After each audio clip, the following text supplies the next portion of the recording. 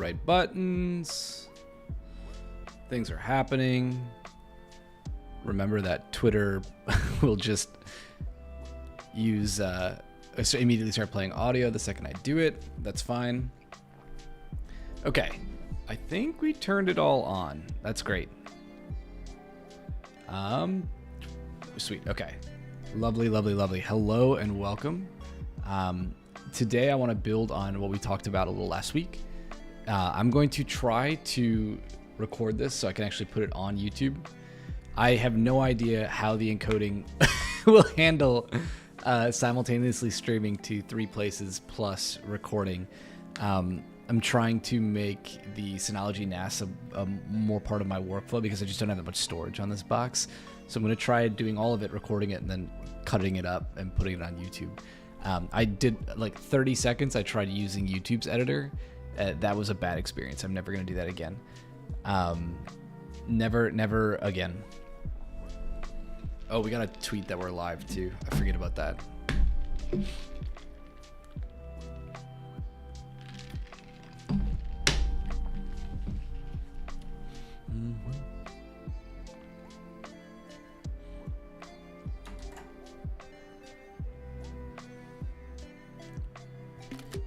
All right.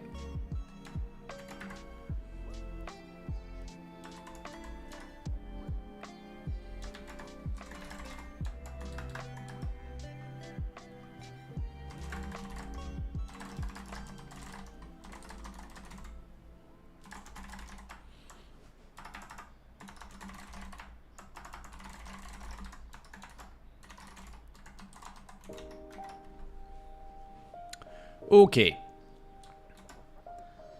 All right, so let's draw up what we're gonna do today.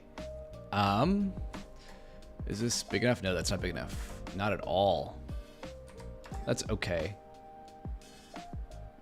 Let's zoom in a little bit. There we go.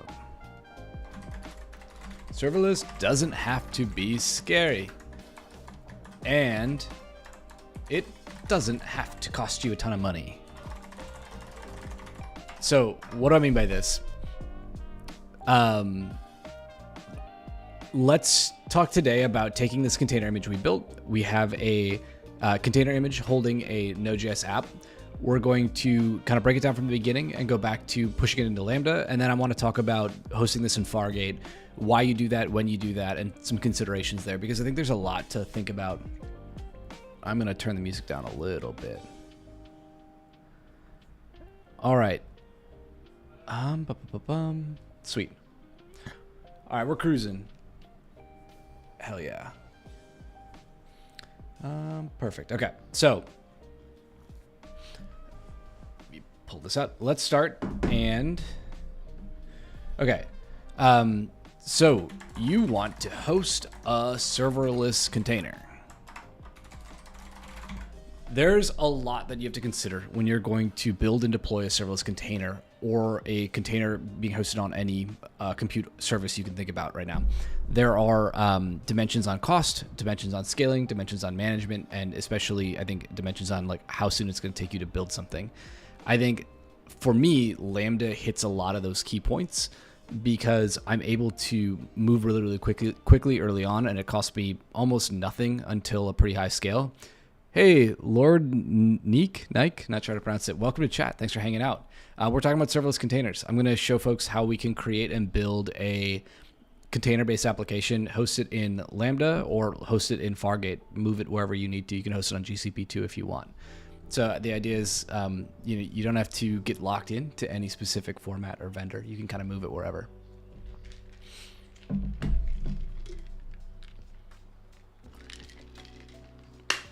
Yeah, thanks for hanging out. Welcome. So, yo, Privan, welcome. I'm doing well. How are you, man? For what purpose? I mean, it could be for any purpose. Right now, this app is just like hello world. We don't need to care about any of these handlers. There's only 2 things that matter here: the health check handler and the slash handler for the main route. One sec, my fan's a little loud.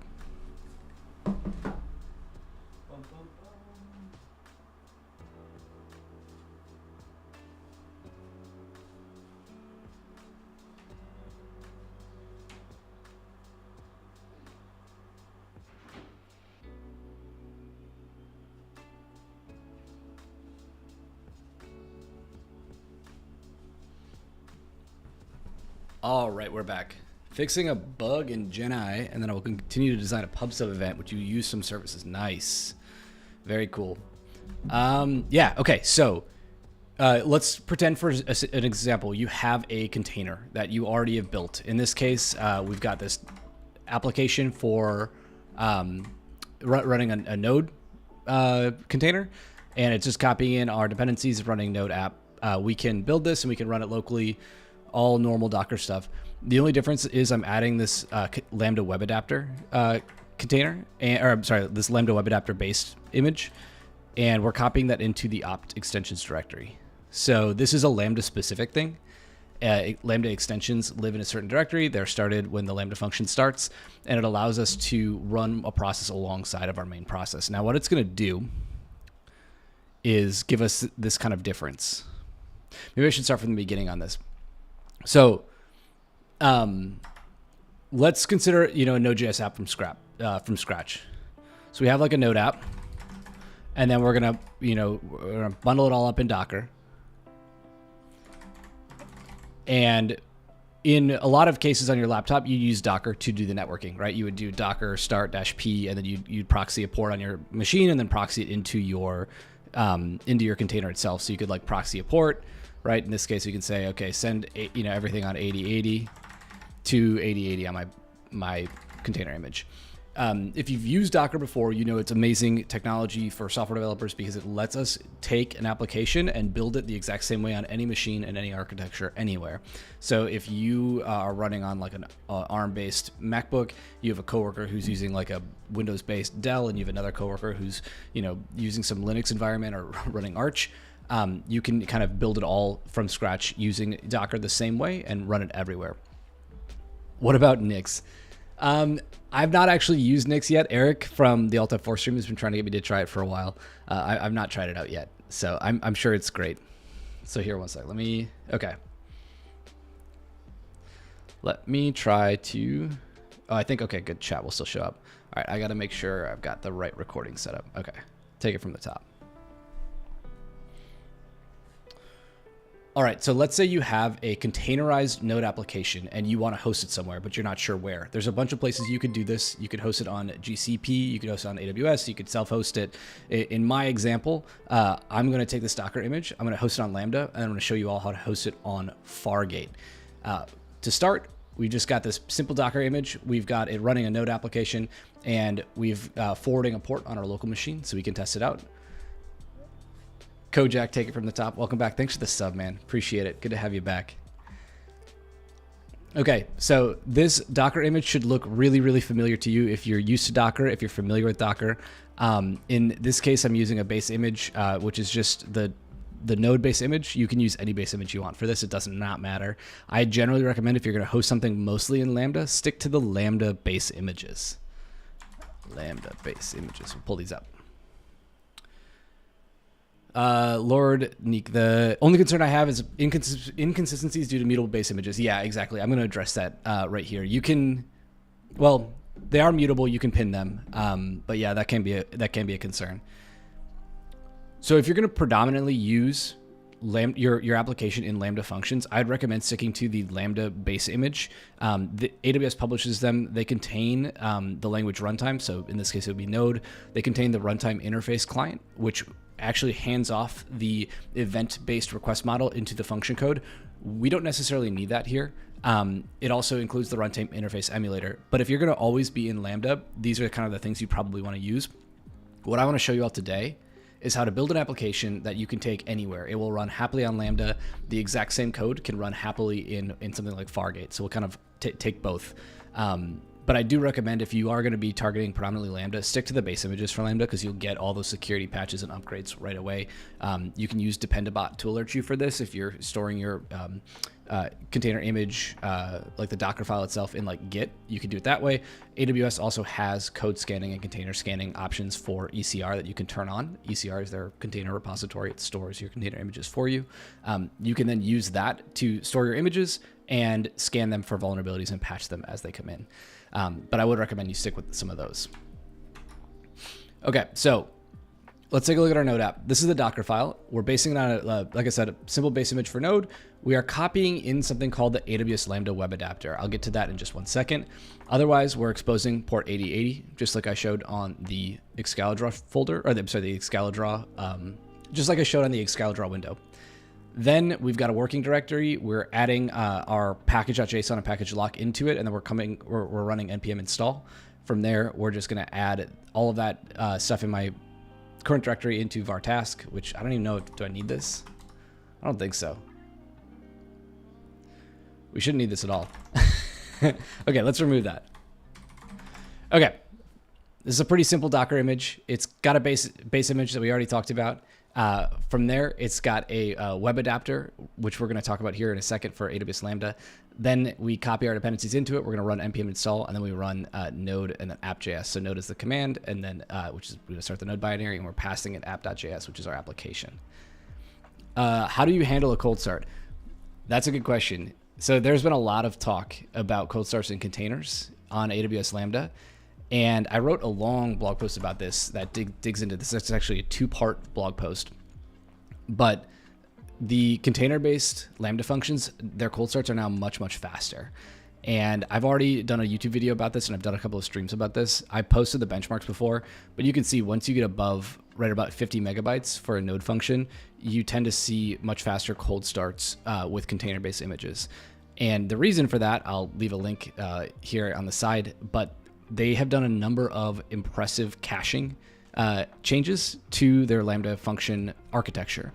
So they have large caches that actually store chunks of deduplicated code. So they share code across all customers, and they can do that provably, and they can do that safely because they have this mechanism for using a hash key in a content addressable way from the chunk of your container image. So they chunk up your container image into these chunks. They take a hash key derived from each chunk. They use that to create an encryption key. They encrypt each chunk, and then they can store these deduplicated chunks across customers. So it's super, super fast. There's a whole paper about this. I already did a YouTube video about this, but I will post these links in chat and leave them in the recorded video for people to take a look at. I'm not sure what you mean, Lord. For events, invocable events, CloudWatch. CloudWatch I use for basically just some logs before I go to Datadog. Oh, yeah, that is actually now rolled into EventBridge. So that the cron functionality, like the scheduled functionality, is like a it's an EventBridge event now. It's the same thing. But yeah, I've used some. Okay, so let's take a look at the application itself. So this is an Express app. I'm just using it. Super simple Express app. We've got the process port. We pass that in as an environment variable. Otherwise, it defaults to 8080. I've got 3 handlers or 2 process handlers here just for running locally on my machine. But then there's kind of 2 other important things here. There's a route for a health check, and we spelled health check wrong. Then there is the slash route for my main API. You can think of this about anything. You could route, users. You could route anything at all here, no problem. And then you've got a listener for when the app registers itself. About image, what do you think about Alpine? Alpine's fine. I would use probably distroless if I really cared about it. But like I said, the image size for Lambda matters a lot less than it used to. A lot less than it used to.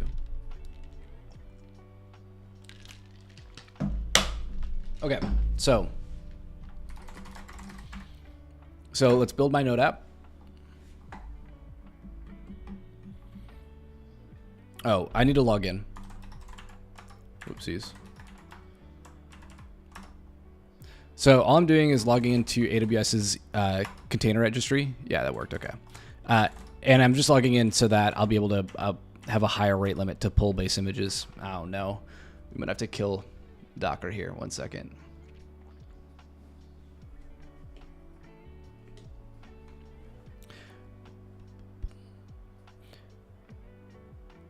I just use ESH. I don't have that flag. I don't use that flag. Boom, boom, boom, boom. All right, let's restart Docker. So occasionally this happens where Docker will just permanently think I'm logged out even though I've logged in. I don't know what's going on there. Okay. Build our node app. Sweet. Okay. Docker. What does Docker run? Don't need any of this. Okay, so I'm passing a port. We're just forwarding port 8080, right? That's all we're doing here. And then we've got our latest version of our image that we just built. Oh, it didn't build something. Yo, Lord Nick, thanks for the follow. I did miss something on the copy. All right, 1 second. What did I miss? Copy dot dot. Oh, I didn't copy the app in. Oh my God. We don't need these then. Okay. Let's make sure this builds and then we can restart the build. Come on. There we go. Okay. No. Docker run. There we go. Okay. So we've got this running. Boom. We've got our message. Oh, we got a request undefined. What did I do wrong? Oh, rec.body is undefined. Why would rec.body be undefined? Boom. Docker build. There are tree good plugins for ZSH. I don't really feel like I need one. Maybe I do. I don't know. I haven't had that issue. Wow. Okay. There we go. What is the name of the... Oh. It's rec. I guess there's no body because it's a GET request. That makes sense. Okay. We don't need to log all that, though. Bum, bum, bum.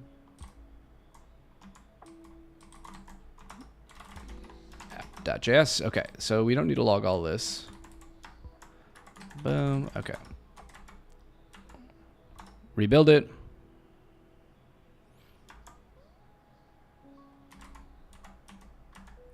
Boom. Okay. Sweet. That looks pretty good, right?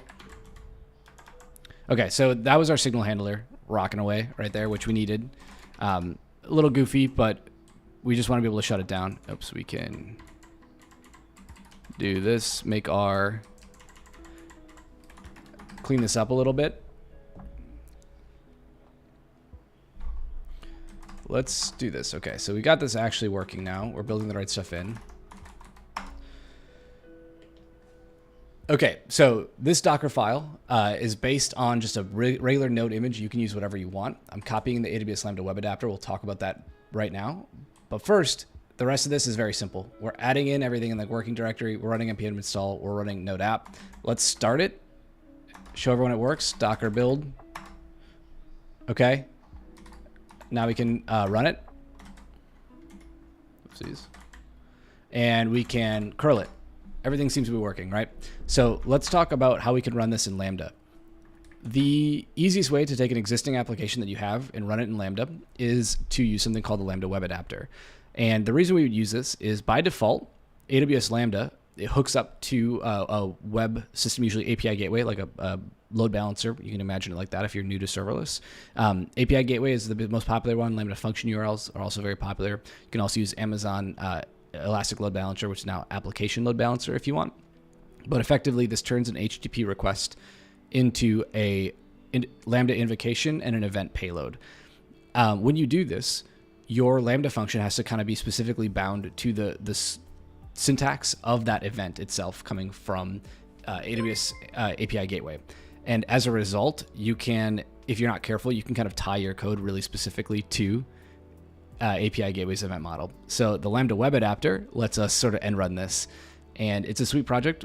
It's written in Rust, by the way. We can take a look. Terminal.shop runs on Fargate. Dax, I thought you were running it all on Magic Cloudflare stuff.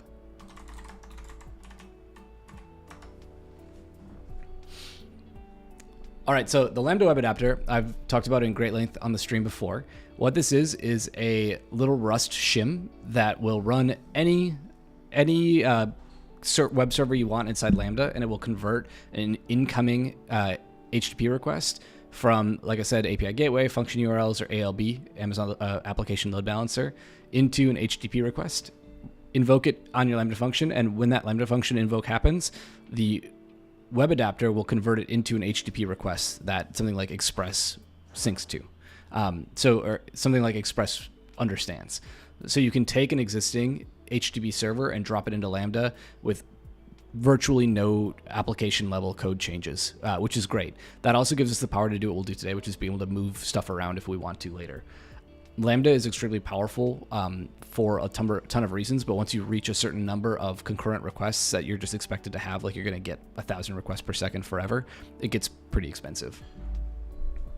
It has the funniest architecture, uses Lambda workers and ECS. Wow, that'll be a great OSS project when you do open source it.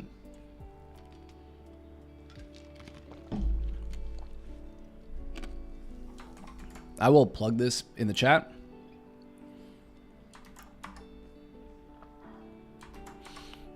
Okay, so today we're using the web adapter and we're going to drop it into our container image, and it just sits as a very simple line in our Docker file. The most important part is that we're copying it from, some container URL, and we're actually going to copy it into the /opt directory. Anything in /opt/extensions inside of a Lambda function is going to get executed when your function starts. This is a specific type of magic folder in AWS Lambda. It's called a Lambda extension. And what it allows us to do is augment what AWS Lambda can do. It does things like run modifications on the incoming request or run code after your Lambda function exits. So it's a kind of a powerful concept that you can use. Gives you a little bit more flexibility outside of the normal Lambda runtime. Otherwise, though, this container image is exactly the same. And the most important part is that this web adapter doesn't do anything when you run this in Fargate or AppRunner or wherever else, right? It doesn't have to do anything else. It just sits there. We can even remove it if you want to move it permanently to Fargate, but it's pretty easy. You can just leave it in here and then you can run it simultaneously. The next thing we need to do is implement the health check. So we already added a health check endpoint, but there is two environment variables to set. It is actually going to make a request at 8080 and /. We're already using port 8080 for our web server. That's fine, but we can set env equals, and then it's going to be /health check. So this should work. Let's build it up. Abwell Wafa, thanks for the follow. Welcome to the stream. Okay, so this is just a health check that's going to make sure your HTTP server is running and returns some status code. You can change the protocol, you can change the port, you can change the path. So let's get this running on Lambda. So what I've done is I've created a serverless framework template. This is a open source project. I don't recommend people really use serverless going forward, as they've made some major breaking changes in v4 that I just don't think are going to be very successful for them. Use something like SST or AWS CDK. But we've got this ready to rock here. We can give it a name. We've got an image, and actually we just need to rename that. Yeah.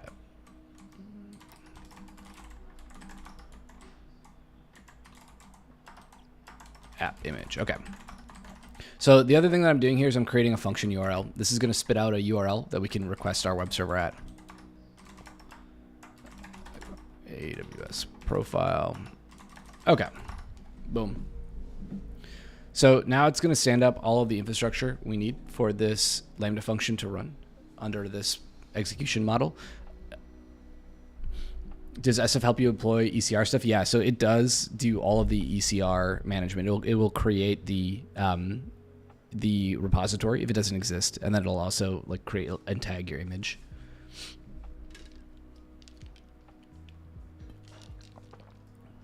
Dak, should I use SST to do this? Oh, the Fargate? Yeah, I'm not going to use, that's what I'm going to say on the Fargate side. We're going to do something else. Yeah, Lord Nick, these are all CloudFormation based. You can use Terraform if you want. I find it to be less good at AWS specifically. It's not bad. I think it's just less good.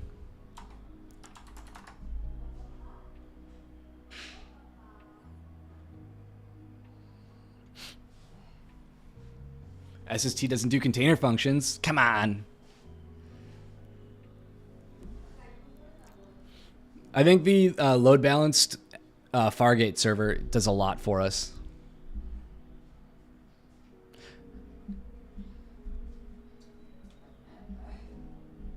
Okay, so we're, as usual, waiting on CloudFormation. Oh, I should log in. Log into AWS.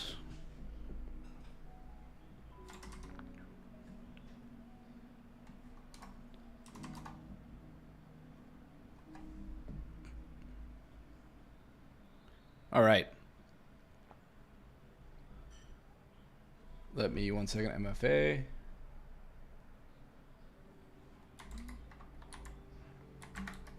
Okay.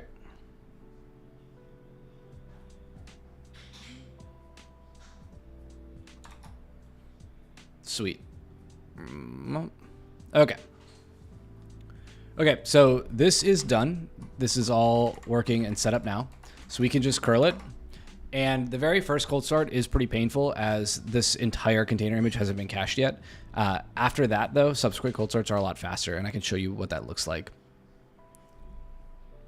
Okay, so we got our message. The health check is working. I'll show you the logs. What did I call this function? Something silly. Simple node container dev hello. Okay.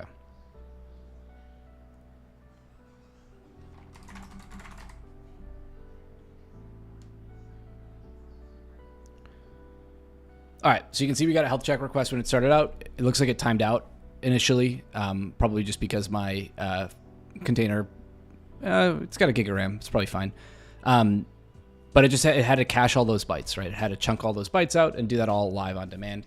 Let's take a look at what an actual cold start would be for a user.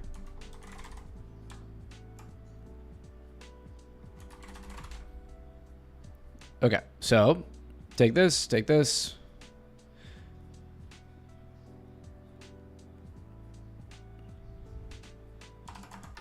We'll just set a new environment variable here. It's going to spin for a second. Oh, is this the right one? Nope, it's not the right one. That's why. Simple node. Okay. All right. So we're going to add an environment variable here. Boom. Get our cold start. This will take a second. Once this is done, it will invalidate all the running sandboxes and make me create another one when I make the first request. So this is another cold start. And you can see that's a lot faster already, right? That sandbox wasn't warm at all, but because those bytes are all cached, it's a lot faster. And this is the type of, like, this setup can take you a really long way. Let's see, what do we get? Our init duration was around 286 milliseconds. Not great, not terrible. Let's say, for example, this is a problem for you, or let's just say, for example, you're already running thousands of concurrent requests. You're going to start to outgrow this. You're going to start to get to the point where running it in API Gateway and Lambda is going to be prohibitively expensive, and it's going to be cheaper to drop it onto a server somewhere. You probably are still going to want the auto scaling sort of managed container experience for you, which is great. I think that's where we start to look at something like Fargate. The real difference here is that there's an intermediate step available on AWS, which is called App Runner, that you can use. Yo, hey Melky, welcome to chat, man. Twitch staff in our channel today. That's great. How do I handle transitions of new features to users? A/B testing. Feature flags. Yeah. I've not used Fargate on a real thing. Thanks, Melky. Have I used no? The last Fargate scaling thing I used was for Serverless Frameworks CI/CD product, and it worked pretty well. I would say that was a kind of a worse use case because we were launching like one task per user anyway, so it was auto scaling like on one. App Runner and Fargate, I believe, both let us auto scale based on concurrent requests, and I have used app runners on a real thing for a customer before, and that works pretty well. Yeah, at the time, I'm trying to remember why we used Fargate instead of code build at the time. I think it was just to make it it was just faster to get going for us. Melky, don't do 900 provision concurrency on Lambda. No, don't do that. Lambda can get expensive fast, as Milky learned, an important and valuable lesson in any budging, technologist's life. Oh yeah, so if you're running, if you're gonna run in customers' infrastructure, I think it's pretty solid to just use code build. We were running in our own, and we were trying to like multiplex builds and all kinds of other stuff. So yeah, I would just use code build then.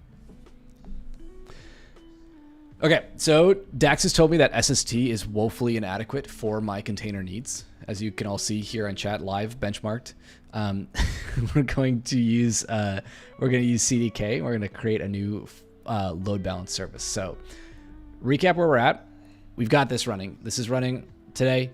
We are converting an incoming HTTP request into that payload-based, event-based model, and then we convert it back into an HTTP request. Wait, no, SST is very good for Fargate, just not Lambda containers. Oh, okay. Well, then we'll use SST then. I take it all back. I'll edit this out of the clip. I don't have an editor, but AJ, for future reference, edit this out of the video.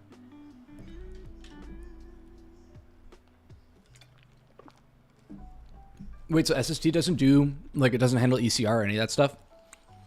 Like, I would have to fudge that?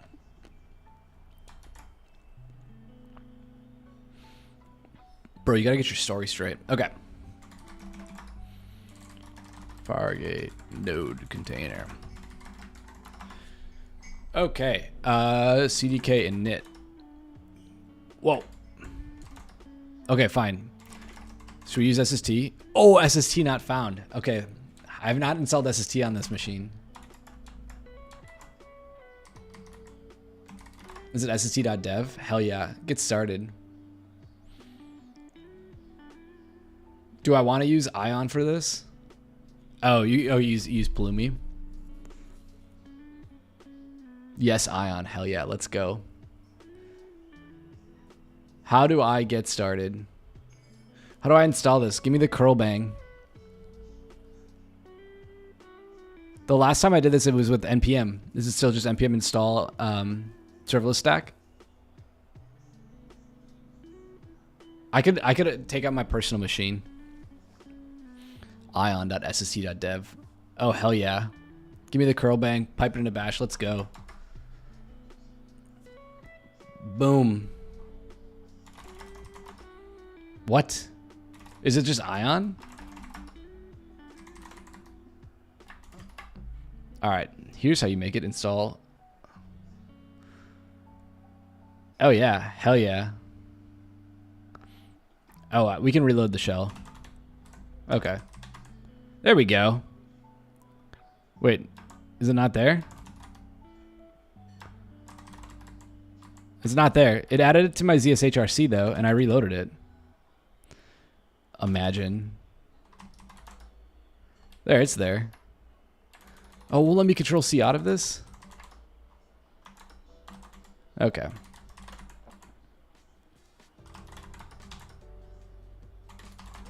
Blazing fast install. It's because it's doing all of it here the first time you run the command. All right. What do we want to do? Create our Express app. We already have it.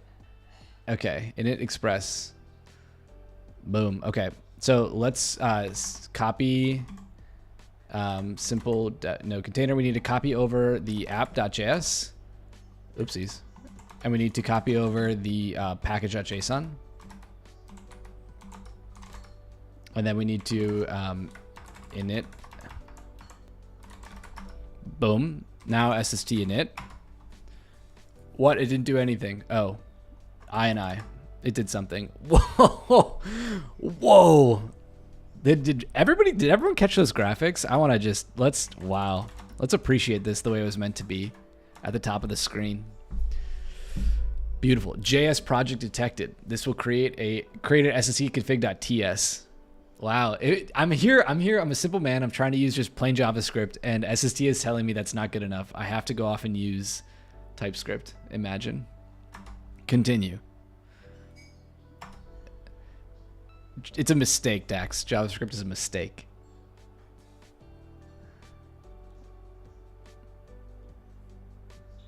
Okay. Hell yeah. Dang. Let's That's my SST config. Fargate no container removal. Oh, wow. You're telling me I can't just delete production? Ridiculous.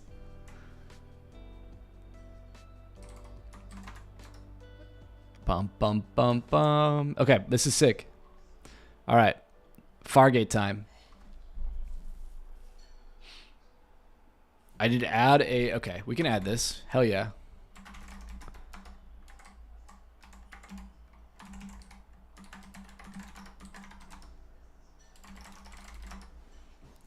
Boom.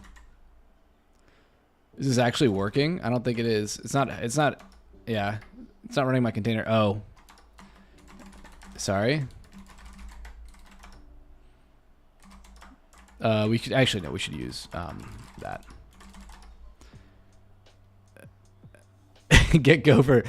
Welcome to chat. The term production is for losers and making a difference between testing and prod. Yeah, we should only have only one environment. Add a cluster. Hell yeah. Get a cluster. ECS. Okay. Boom. We have the thing. All right, let's do some infrastructure as software.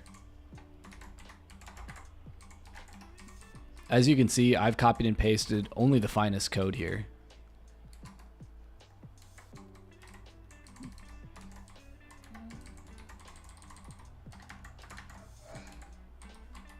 Only the finest code, my VPC. So we should do a new VPC name.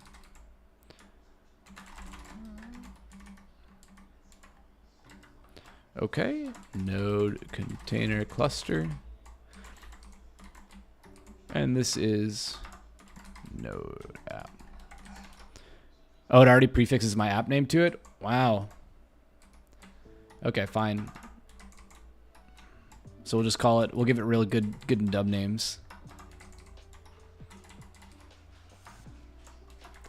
Okay, so SSD is going to create a VPC for us, which is just the boundaries of a network layer. It gives us a IP block. I don't know what IP block I'm getting out of this, presumably some.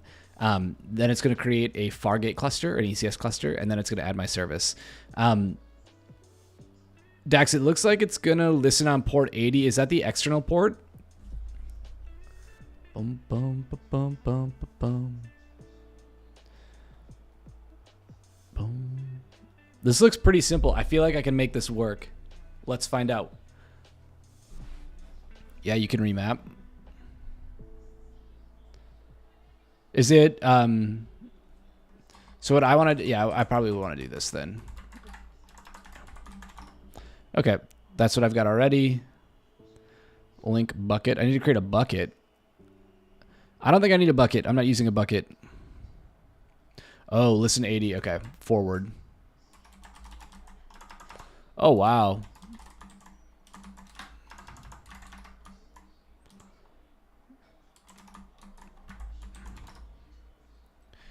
Next, nice text editor here. Why don't you use a decent OS? Why would I use Arch Linux? I'm not trying to hurt myself. Just trying to get work done, man.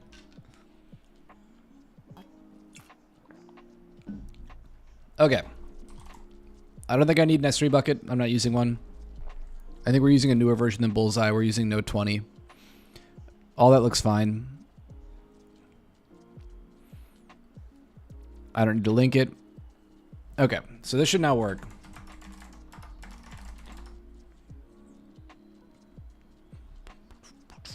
Whoa.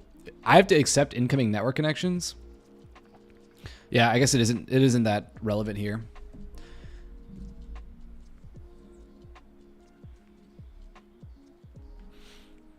I'm streaming on my work computer. That's why I know this stuff is... Yeah, demo won't do anything because I don't have any of the Lambda handler stuff set up. That's fine. We'll... It's deploying anyway, right? Oh, will it deploy a different stack? Should I just cancel this?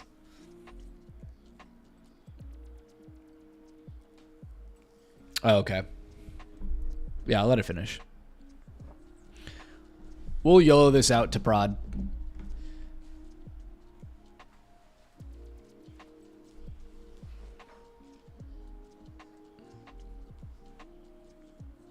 Wow, look at all this great stuff SST does for me. I don't even have to think about this. A route table, Security groups, subnets. You created a NAT gateway for me? What the hell, man? It's good. You know what? It's at least cheaper than Melky's 900 provision concurrency units and then letting him rack that bill up.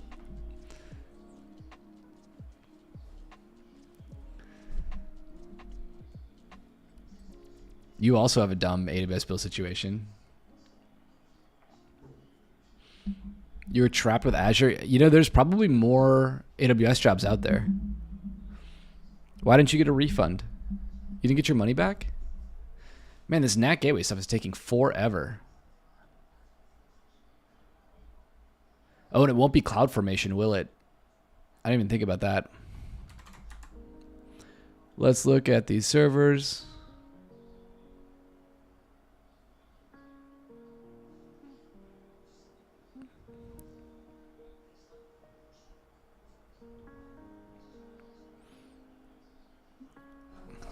Dax, you need some credits? I don't know if I have $5,000 in credits laying around.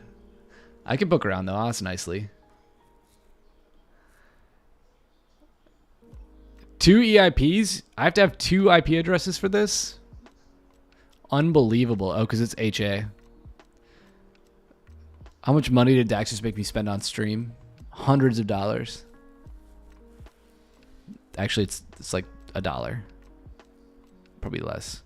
Failed running. Oh, it's oopsies. Yeah, of course. First off, it's not index.mjs, it's app.js.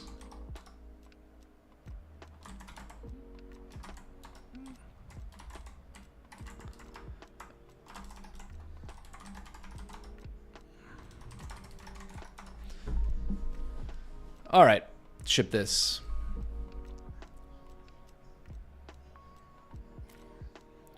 No one's happy on Red Hat Enterprise Linux, Gopher. I'm sorry. You're a hostage. Oh, it expected? Okay, this is... I broke something else. Expected a relative Docker file path. Oopsies. All right, we'll let this finish. We'll fix that.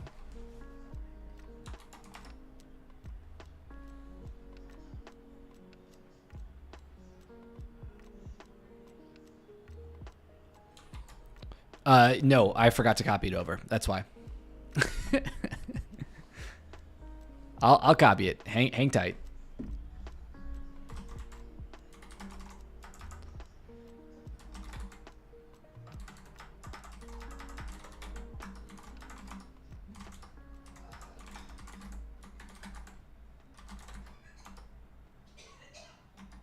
It's all good.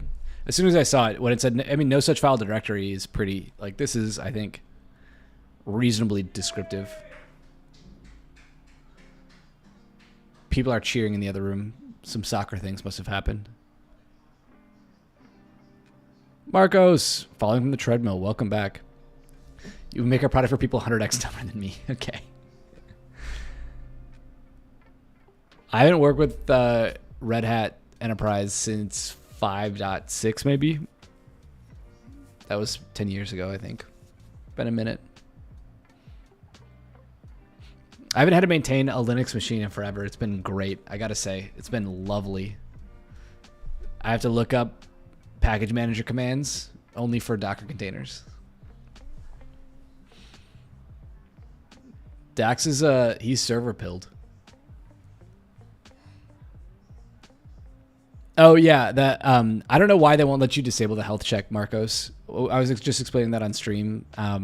We tweaked it a little bit, but I feel like I want to fork this and just drop the health check and say blast traffic at this port, and just log an error if it's not ready.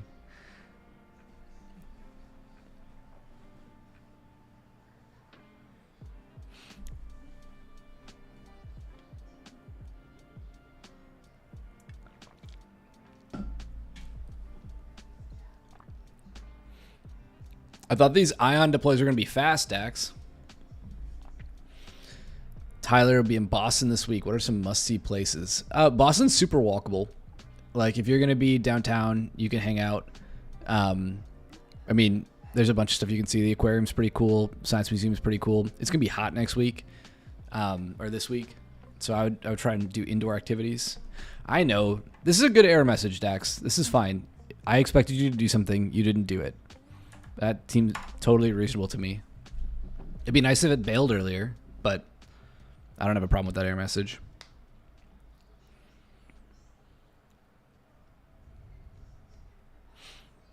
So what did this create for me? It created a load balancer, and this is kind of the part of the combo we should talk about. We're just going to ban you, dude.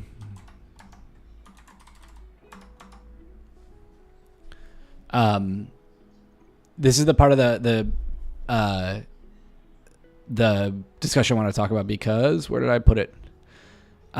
This is sort of the spectrum of AWS services I think about when I'm hosting a web API. I'll put something on Lambda to start. If I get a busy API and I start to realize my bill is getting probably more than about $10, maybe $15 a month for just pure Lambda, then I'll move it over to something like AppRunner. AppRunner, there's not a lot of investment into AppRunner right now, and it makes me a little anxious. Haven't been a bunch of new features. There's some lingering issues. A follower pointed out that if your health check fails on AppRunner, the CloudFormation deploy won't roll back, which is kind of a bummer. And then at that point, you're going to want to move to Fargate. And when you get to Fargate, you're going to need your own load balancer per domain you want to host. And that is going to make you spend about $20 a month just for the privilege of running a load balance service on AWS. Not crazy if you're already spending a bunch of money on hosting, but it's something to think about. Dax, we're paying $2,000 a month for Lambda. Are you telling me we should switch? I'm not sure what you're hosting. Is that just for the console?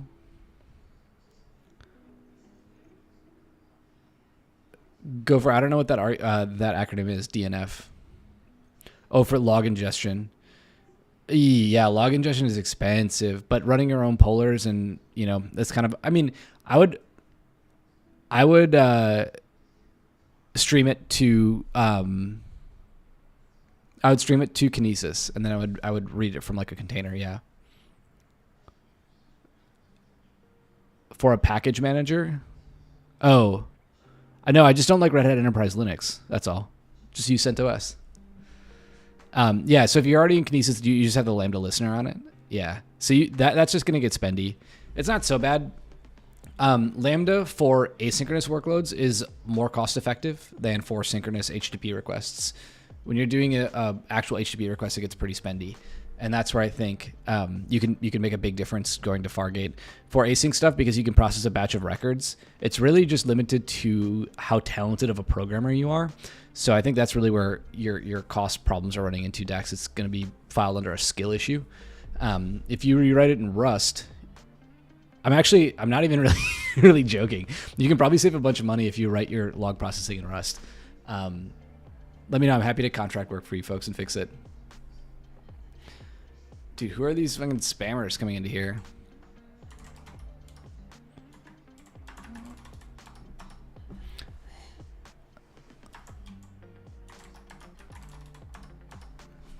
The heavy part is in Rust.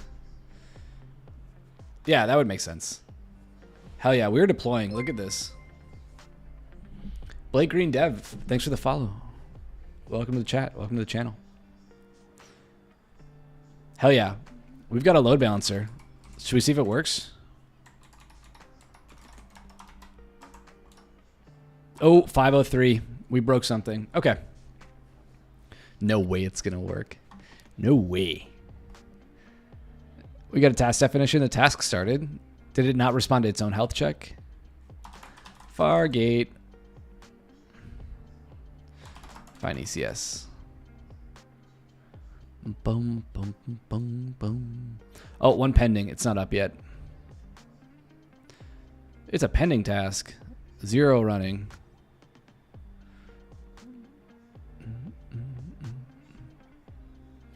What did you give me for CPU on this bad boy?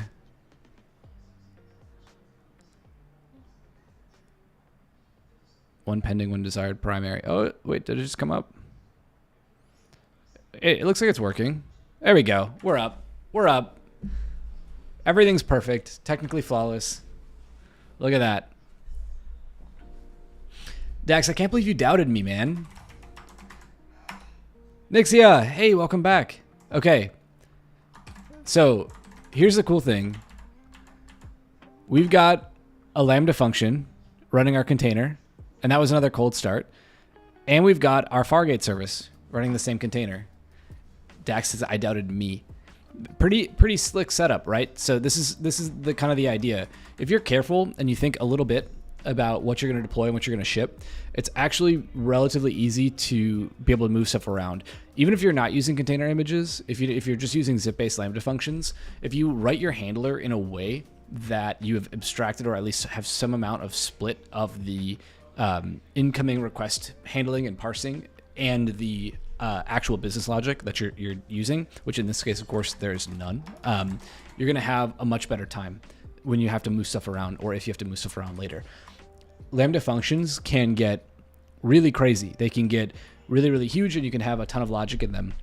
And that's fine. Just make sure that the part that is receiving an event from AWS is as simple as possible. And then you can convert it to be an HTTP handler later on if you want it to be. Otherwise, if you're doing async processing, I think Lambda is a lot easier to live with for a long time because of the polars. Yeah, exactly like Dax is saying in chat. AWS runs a service called the event source mapping for you. And the event source mapping is effectively polling and listening for new records and long polling. So it's got a ton of logic to slow down resource usage when there's no messages in the queue, and then increase the rate at which it polls and the batch it's pulling from if you want it to as new messages come in. So it will kind of really, really effectively fan out messages into your Lambda functions. AWS does that for free for you. They run this event source mapping for free. So take advantage of that. And for async workloads, I stick on Lambda a lot longer.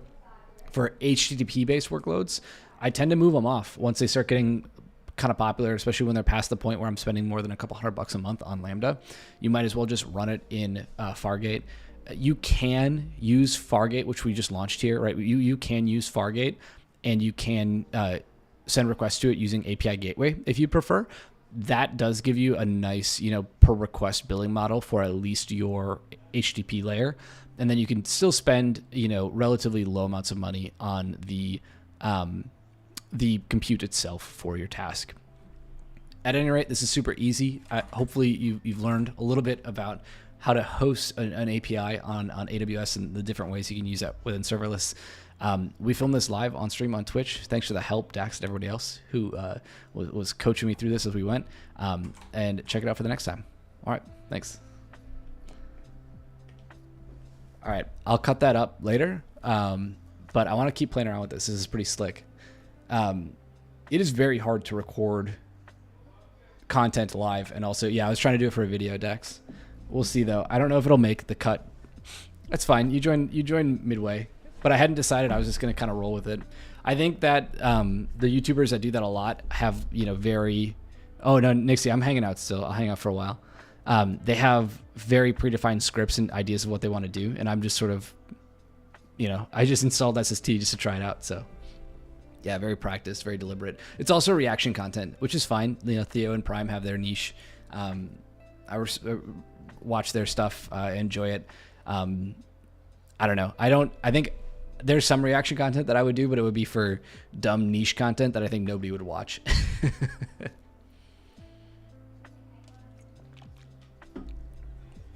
This is slick though. Okay, I want to customize this infrastructure. So I've got a cluster, add service. This is cool. Oh, we can add auto scaling. That's neat.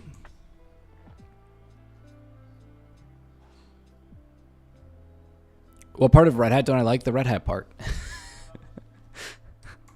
the part where the part where Red Hat is added. That's the part of Red Hat I don't like. It's fine. I just don't, they've not been the best. I mean, they're all part of IBM now. They've not been the best open source partners. They have in the past. It's fine. I'm not the right person to ask about Linux stuff because, like I said, I don't really use it that much. Hell yeah, this is sick. What other options do I have here? Like, can I change the compute size? Where do I learn about this?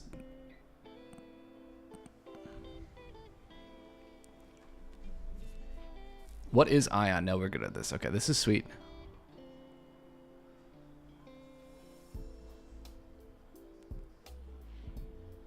Boom, boom, boom, boom, boom. I want to learn more about the cluster construct.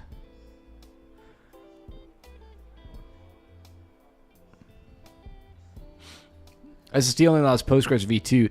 I think that's like a, I mean, you could still stand up, you could like use CDK and still stand up a RDS instance. And I wouldn't even like, yeah, I hear you though, Snow Foundry. That like, yeah. This is a limitation on the AWS side, I think, more than it is on SST, because SST isn't going to like, it doesn't make sense for a lot of serverless use cases to drop everybody into RDS. It's slow as hell, even with, and then you have to think about like PG Bouncer or the RDS proxy. So either you run a container, like a stateful process, and use that to manage TCP connections, like build your own HTTP API, which sucks. You can do it. PG Bouncer is the canonical way to do that.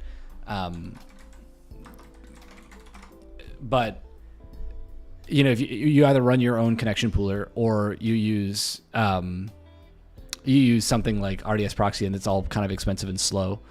But yeah, I think Dax is right. Planet Scale is a good option. Neon seems to be a good option that people like. What's the, wow, why can't I think of the SQLite people that Aaron Francis is doing videos for right now? Terso seems to be cool. Yeah, Terso. I think this is something, I'm sure this is something AWS is aware of, and hopefully they're going to address, because RDS is old as hell. RDS is so old, and it has just not adapted well. Databases are hard. I've done entire streams about databases and database papers. I mean, we read this on stream not too long ago, the comparison of columnar data formats. Building databases is really, really hard. Oh, we've got the DynamoDB paper too. Did that one. Databases are really hard, and they're really hard to do at scale, because you have actual fundamental consistency problems. When you're talking about a stateless HTTP server where I can just create copies of my infrastructure and run it anywhere, then yeah, of course it's going to be like, easy to create a copy of your container or a copy of your Lambda function in some other part of the world and just run it. But your database has to actually be serializable. It has to actually contend with large locks, large queries that are going to lock multiple rows or multiple columns at a time. So it's just an issue. Like it's a hard thing to solve. The only issue with me and using external databases that I've never never been a fit for what I'm building. Pravan, I'm not sure. Yeah, I'm not sure what you're building. I've gotten pretty good at making Dynamo work in a lot of cases. There's things about that annoy me. The most annoying part for me about Dynamo is like cleaning up my own messes. I really love foreign key constraints and the ability to just like do a cascade delete on a bunch of stuff, and then having to like clean up after that drives me nuts. Like it's so frustrating that I have to do that. It's fine. It's worth the cost in a lot of cases, but that has just always been distasteful to me. It's always been frustrating to experience that. And you're used to your database realizing you've deleted columns or you've deleted rows that are entirely dependent on other rows, and they shouldn't be there. And then you end up with consistency, like actual data integrity issues. Foreign keys are goated. Like the idea that you've got 3 records that all have to be there, and you've got, you're going to delete one, the other 2 should disappear. I think that's pretty fundamentally, understandable. You don't have like holes in your database everywhere. The worst part about Ruby on Rails was that they decided foreign keys for the first 3 versions or 4 versions were an application level constraint and not a database level constraint. And it's just a total mistake, total miss. For all the praise DHH gets, I think that's just like the active record having application level constraints on foreign key relations is just the dumbest thing. I think I can point to that pretty reliably and say that that's a poor choice. What are the benefits of SST over more generic IC like Terraform? The same as anything, man. Like SST goes really deep in a certain area, and if you're going to be in AWS and you're going to use mostly serverless stuff, SST is super good. The ergonomics are amazing. Like the dev mode is incredibly good.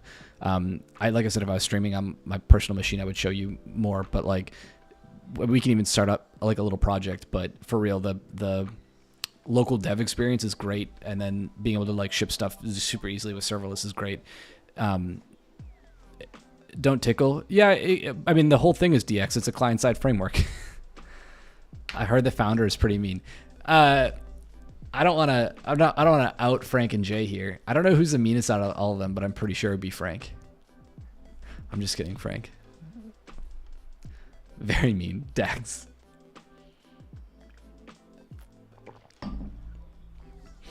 I mean, Terraform DX sucks. How mean is Frank really, Dax? I'll have you on the stream and you gotta tell me. I believe that. It's the same way Adam. Adam's like a little instigator.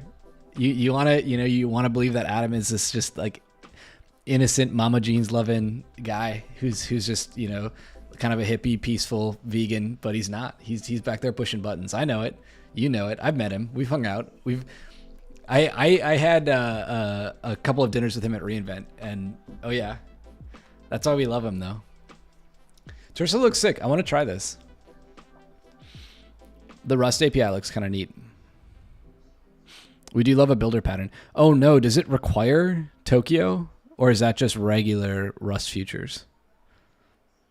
Mama Jeans loving. He does love his Mama Jeans, man. He hasn't talked about that on the podcast in a while. Where do I read their SDK?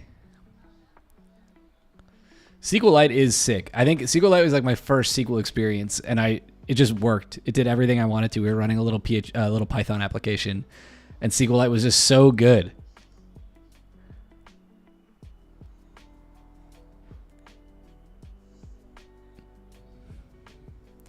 Wow, these are a bunch of words. Remix, Terso, Drizzle, Cloudflare workers. Wow. I don't do that, Gopher. I avoid that. I work at a company that's entirely in the cloud. We don't have anything on-prem. Nothing in Hetzner. It's all GCP, AWS, and Azure. And for a lot of that, we use Terraform, but then we also use a lot of our own stuff too. What is this using any? Oh, it's just Wrangler. Have they fixed Wrangler yet? Does Wrangler still just kind of work on one function at a time? Yeah, it kind of does. That's cool.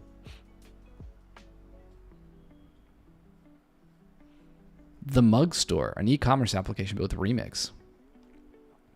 Yeah, they need a different, they need a composable.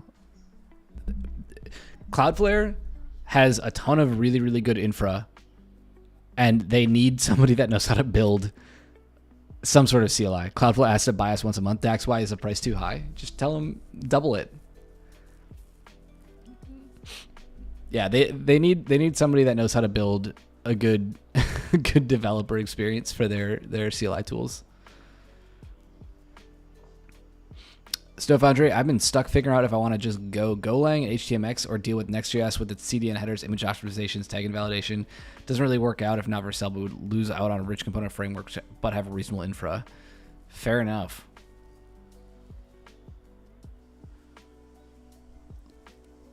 Worker to AWS services 40 milliseconds. Why? That seems like a network issue. Like entirely. Really? Okay.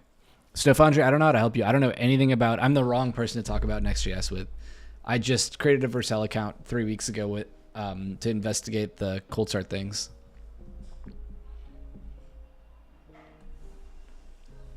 Yeah, exactly. It's a routing issue. Well, oh no, that would be if it's a routing issue. TCP wouldn't be as bad, or TCP and HTTP would be as bad. Wow, they have a ton of examples. It's pretty neat.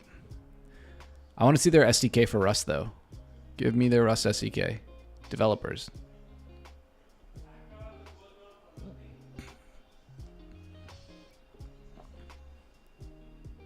Oh, I see.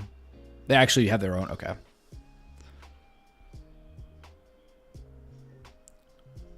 Oh, they're using libsql. That's a good crate.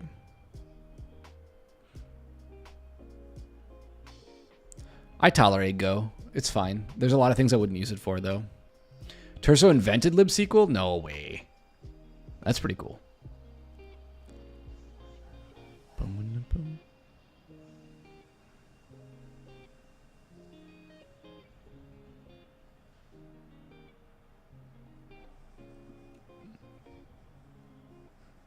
No ORM. That's good. That's for the best.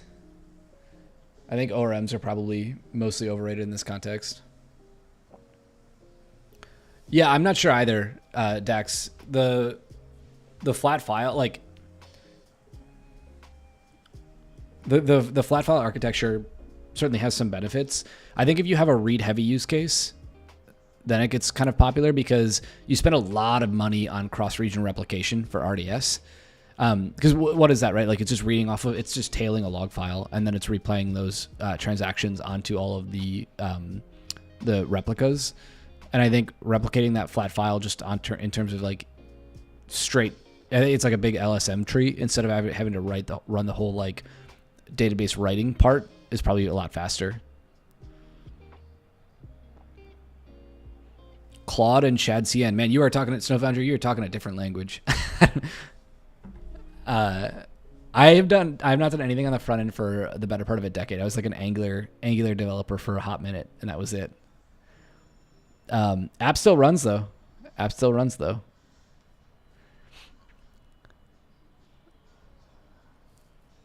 Yeah, AWS needs a better database story. Like bringing it back to this is RDS ain't it, man.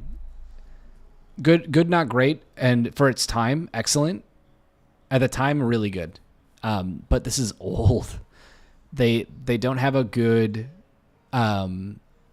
story for serverless. They don't have a good story for an HTTP API. They certainly don't have a good story now for price performance. They talked about this. It's just not there. What language did you write your personal website in? It's just my personal website's all public. It is Jekyll, so it's like a Ruby and static. It could be, I mean, you could use Hugo, but literally all it is just straight up CSS and HTML. There is a CSS, but it's not being used. I should delete it. But that's it. Nothing special. Nothing special. Yeah, RDS needs to evolve. They need a new, like Aurora is not a good service. It can get there. I believe they like the thing about Amazon is that Amazon is some of the best infrastructure engineers and they make some of the best infra. So I do believe that they'll be able to create a really good, managed database that works well for HTTP use cases. I'm not sure how far they're willing to go down that path, but I think the validation that they have from, Turso and the validation they've seen from PlanetScale means that they're probably going after it and they're going to be able to build something good. I know they can. They should create a cool SQLite serverless offering.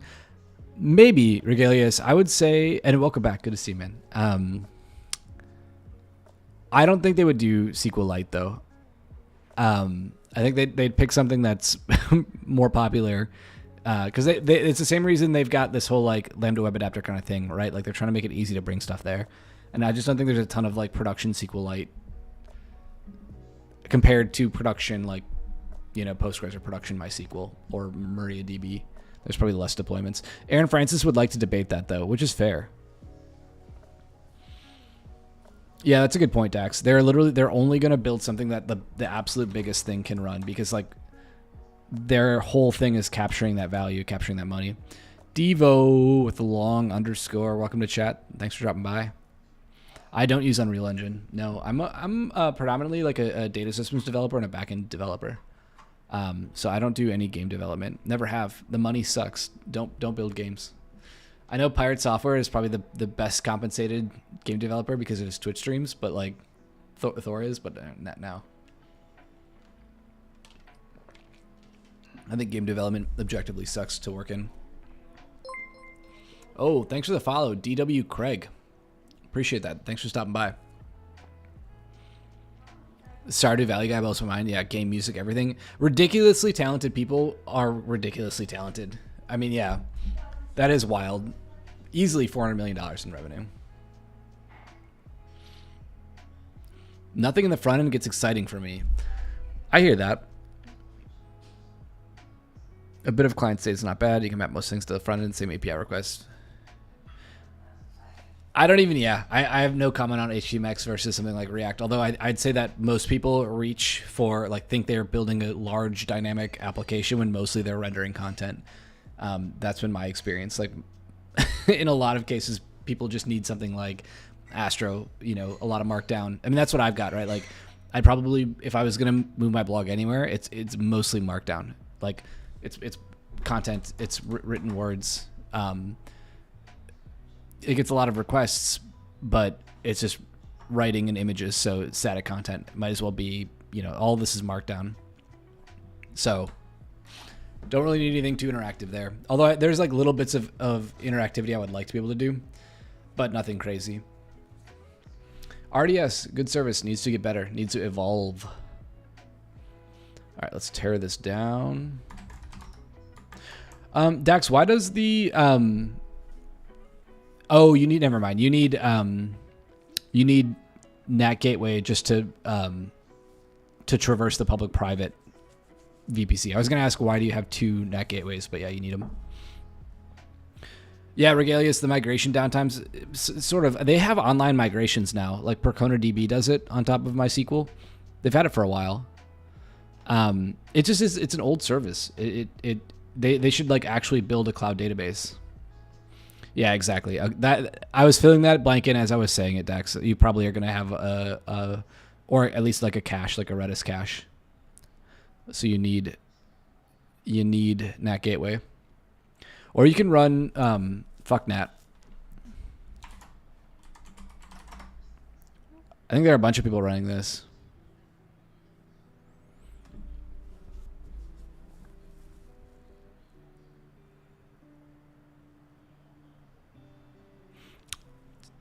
Sound Holo 117. Welcome to chat. Thanks for dropping by. Aurora Serverless V2 is pretty good. Good, not great. Good, not great would be my. I mean, it's just not that fast compared to like a planet scale, or I'm imagining a torso. But I've seen the benchmarks. No, this works. This is an instance. Okay, so network address translation is just translating the port and IP address for any incoming request, right? So you can you have a machine on the end of a network. It's got a MAC address. It's going to receive requests, and that request is just going to be for that NAT gateway. But you have 100 devices behind that NAT gateway, right? So which one did it come from? The NAT gateway is what tracks which requests in a VPC wrote a request out and is waiting for a response, or vice versa. It's just like your router. Like, think about your router at home. Your router acts as a NAT gateway. Everything coming out of your router is going to have the IP address that your ISP assigns you. But you've got 100 devices back here, right? I've got laptops, I've got, whatever, Synology box, all this other stuff. They're all sharing the same IP address, but those packets don't all go to everyone. Your router will actually decide who gets what, because it tracks the outgoing request and the incoming response, and vice versa. Like if you're hosting an endpoint or something, it will track that and backport it to the correct address. So that's NAT trend. That's what network address translation is. That's what NAT is. NAT issues, IPv6 to the rescue. Yeah, you can do that. Hot take on NAT gateway. If your traffic can be handled by a single instance, fundamentally there isn't a difference between a VPC and Linux IP tables. Totally true. I don't think that's that hot of a take, Snow Foundry. I would describe that as like a lukewarm take at best, tepid take. But your take is welcome here. Your take is welcome here, my friend.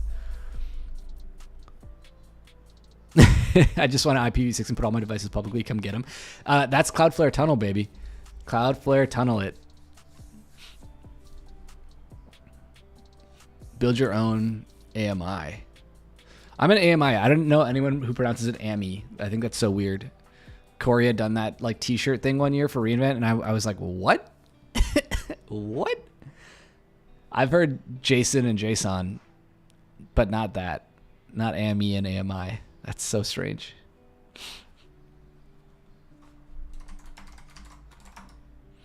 Does SST destroy work?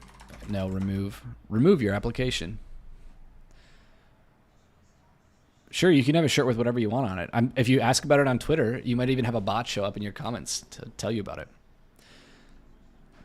Actually, we were talking about, okay, so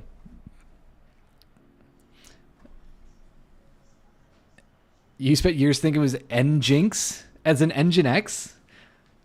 This is, okay, I want to talk about the downsides of remote work. When you're someone like Dax, you don't have anyone to talk about how words should be pronounced at home. And you go around thinking that Nginx is pronounced Nginx. And that's the problem right there, folks. That's the problem with remote work, is there's nobody there to tell you that you're an idiot. I mean, there is, I'm sure. How do I say sequel? I say sequel. I'm sure Dax's wife is telling him he's an idiot. Squeal. No one says squeal. Oh, one person says squeal. One person with hundreds of thousands of followers on Twitter says squeal. No, Snow Foundry, I didn't even use the thing Dax worked super hard on, the console. SQL. Oh, Safari issue we will fix. There you go. There's your answer. I say SQL or SQL.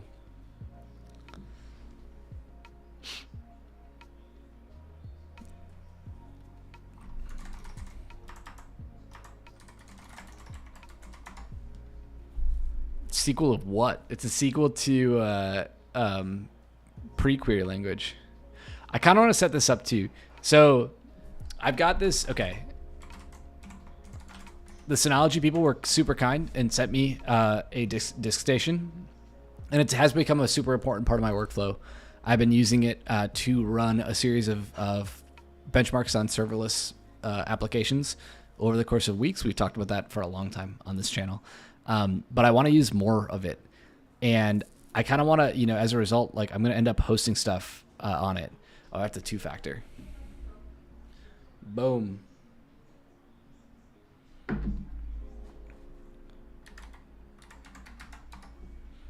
Oopsie. Wrong one.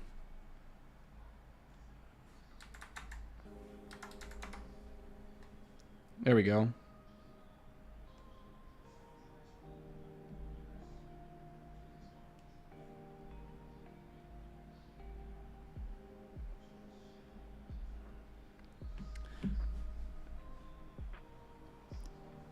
SQL is so old. Only the Void came before that. Yeah, it did. You've been setting up Cloudflare tunnels with that. No, I saw the tweet. I don't think I bookmarked it. So I'm running one container on this right now. Actually, I just stopped it. We could SSH it and look at the logs. But otherwise, I've been using it as mostly a file server and a backup system like it's intended to. But I want to run more stuff on it. So obviously the container manager's here. I've got a bunch of them. We just shot these down. I've been running them out of ECR, which is pretty sweet. But now last stream, Marcos helped me set up a Docker context, which lets me build my container images on top of this NAS, which is sick. So then for like x86, I just do all my builds here, and then I ship them straight to Lambda, which is pretty awesome. I mean, you can cross build too. Look at all this crap to host a Fargate server. Wow.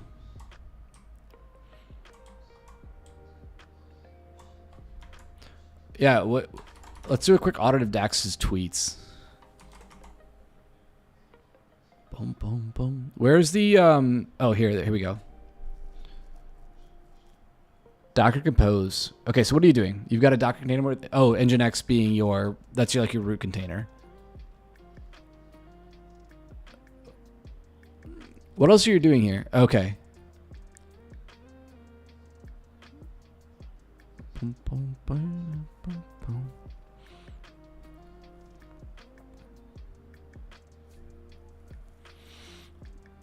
Oh, I see.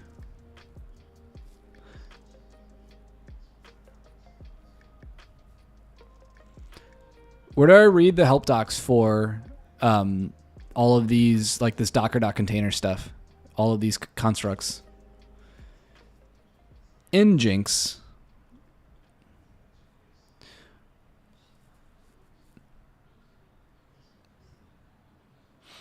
Oh, they're just Plumie providers. Okay.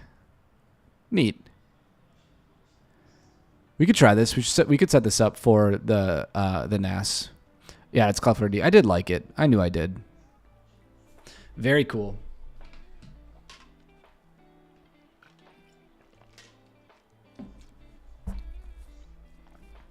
Do I need to use $1 interpolate? Why want to just... Oh, yeah, I guess it does because it doesn't know... Well, wouldn't the backticks just do it for node? I guess not. Oh, it must interpolate into the template, though. Tunnel ID is a monad.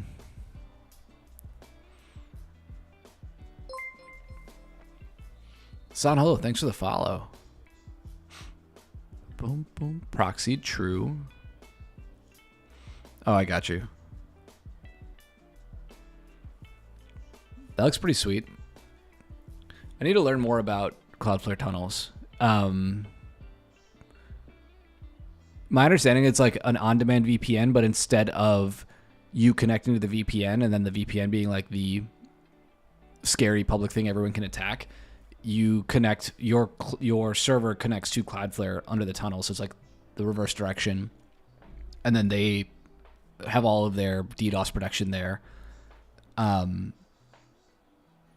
Yeah. Oh, it's just ngrok. I've never used ngrok. Unified application. Oh, ingress platform for K8s. Someone would know this. Someone who knew. I get their address in SF. Someone who knows more about K8s would know this. Hey, Eric. What's up, man? Welcome to the stream. Look at all these Twitch partners hanging out. It's a single ngrok command to open up a reverse platform. Yeah. It never sounded super complicated. Hell yeah, let's set this up. All right, we're going to follow Dax's screenshots. Domain, new tunnel config. Oh, I need an actual domain. I should... I don't think I have any other spare domains lying around because I just used the serverless performance one.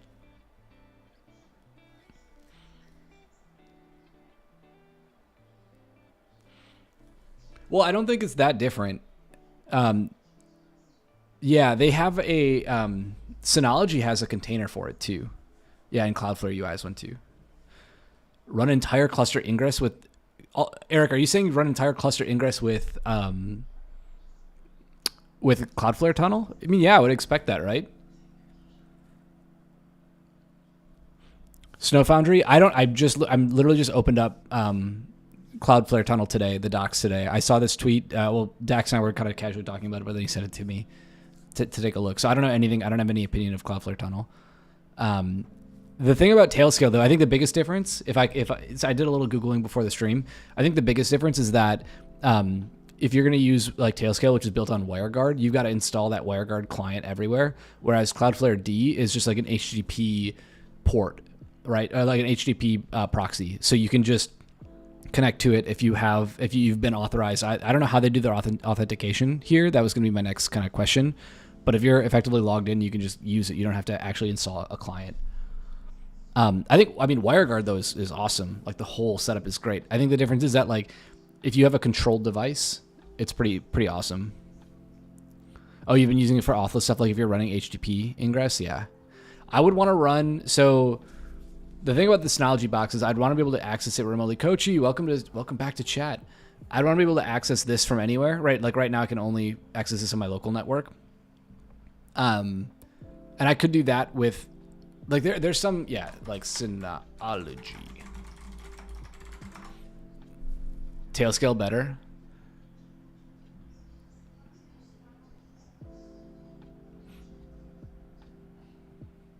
Yeah, I could run Tailscale on everything except for my work machine. Just don't expose my Plex port. I don't even run Plex right now. This was an interesting comment. You lose your end-to-end encryption. When using Cloudflare tunnels, most people are not aware of this. The tunnel terminates at Cloudflare, not at your end device. So then anything between Cloudflare and you, but between you and Cloudflare would be like TLS is terminated there. These screenshots you posted were for you. This is your Plex setup right here. That's why it's blurred out. Daxplex.com. That's awesome. Hey, Sally the Goose. Sorry, I just saw your note. Have you done any C# and .NET? I've done a little bit for Lambda. I don't know anything about the ecosystem, although I think .NET has gotten really fast. Consistently .NET on a warm function is like returning responses to me in like microseconds, which I think is pretty impressive. It's like on par with Rust after a certain point. which for a garbage collected language is kind of wild. I still am writing a bunch of stuff in Rust. But yeah, I think it's impressive. Like I'm way out of the Java ecosystem, way out of the .NET ecosystem. And I had to play around a little bit with our like Datadog's.NET integration. And the first thing I thought was like, holy crap, this is so fast. Like once it's running. Eric, do you think Dax is going to dox his Plex setup one of these tweets? Probably. Boom, boom, boom, boom, boom, boom. This is pretty sweet. Oh, puppy's here. Boom, boom, boom. What's up, buddy? Hi. Oh, he's going to lay down on a frame. Okay, buddy. Okay, buddy. He can be in here. That's fine. Are you trying to feed him? My wife's calling for him. Are you trying to feed him? He ate all the rest of the chicken and rice. That's great. I should probably get one of these set up on these URLs. Oh, still not as fat as .NET.js. Yeah, I was going to say, I thought Cloudflare had like IAM for this.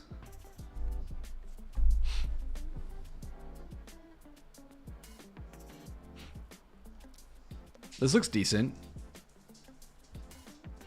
Block everyone.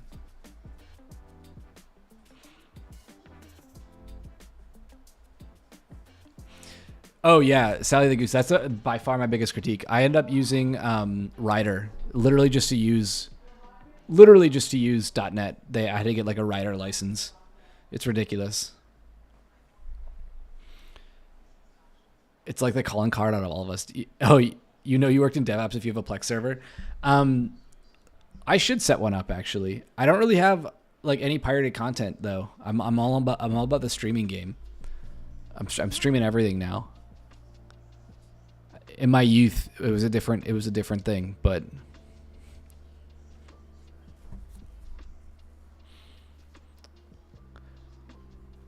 it's ridiculous how easy this UI is though. Like maybe I should get back into it. But like all of my backups are just here. It's so awesome. Like all of my base streaming videos, everything else is all here. It's sick. Kappa's in the stream or in the chat. I mean, being able to SSH into it and have like a Docker-like environment for all of these little apps has been great. So I don't really have a problem with that.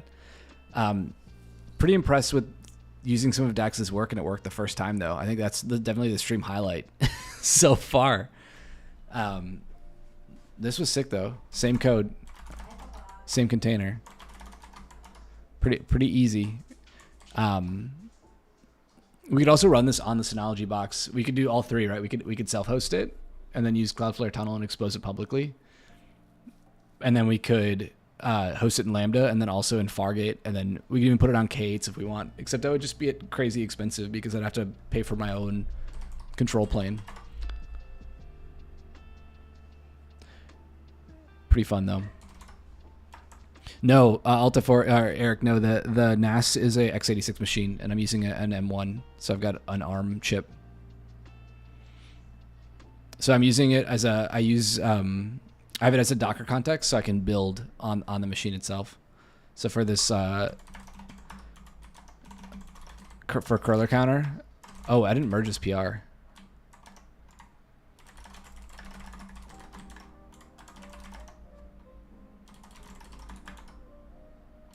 I am too. It's an Intel something or other.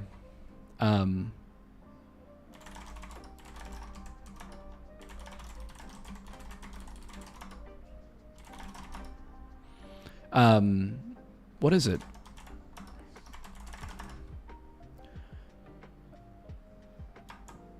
I forget the chip for this.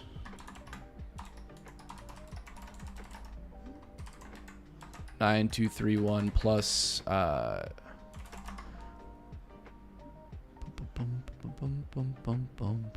What is the chip?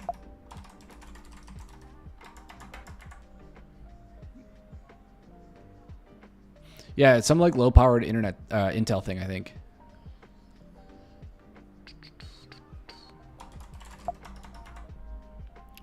Where's the spec? Ah, idiot. Yeah. Oh no, it's an AMD Ryzen, but it's x86.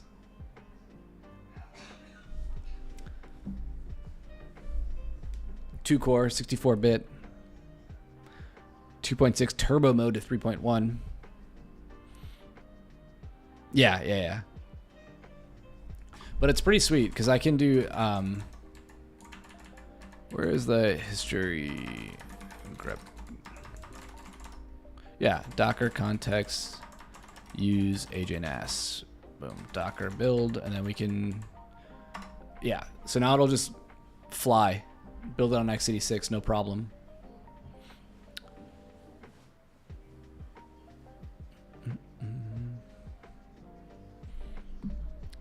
Docker context's been around forever, man. Did I blow your mind? Did I blow your Nix mind? Someone in the chat earlier was asking about Nix, and I said you've been trying to get me to try it. I still have not used it at all. All right, while this builds, I'm gonna go grab more water. Be right back.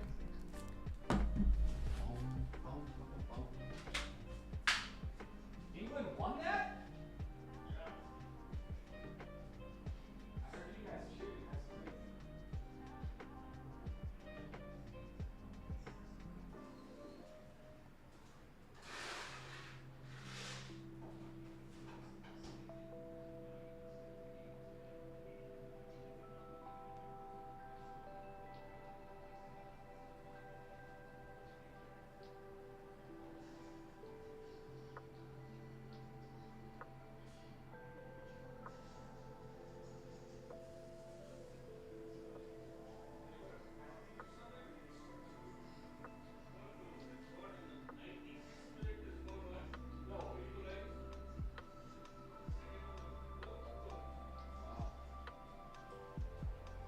How you doing, honey? You feeling all right?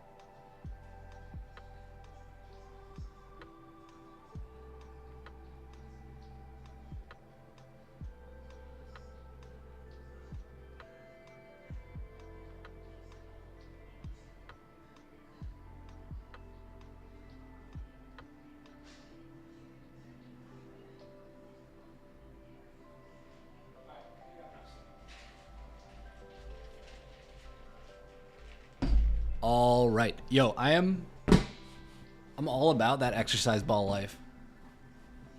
That has been awesome.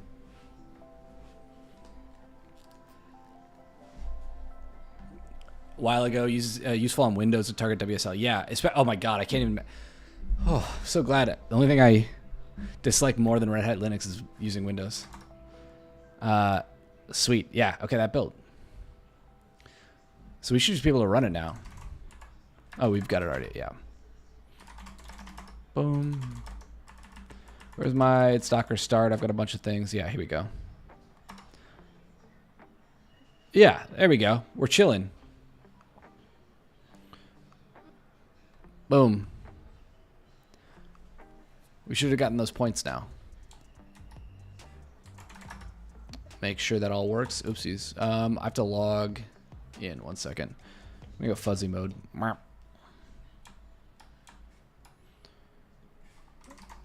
Boom, boom, boom. Oh yeah, never mind. We're good. SSO works. Boom. You always did 5-second overview. Okay. We have been building a Rust-based, locally hosted HTTP benchmarking platform for serverless platforms. Vercel, AWS, whatever, right? And it has been running forever, and we've just collected a ton of data. I wanted to kind of see what it's done. Sorry for the light mode here. We can unblind people. Dun, doo, doo. Boom.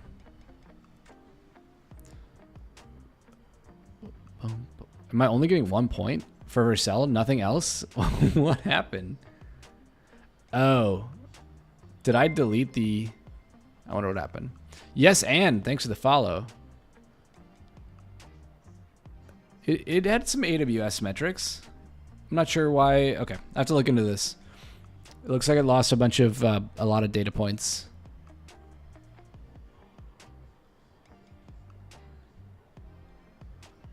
Boom, boom, boom, boom. That's sad. I don't know what happened.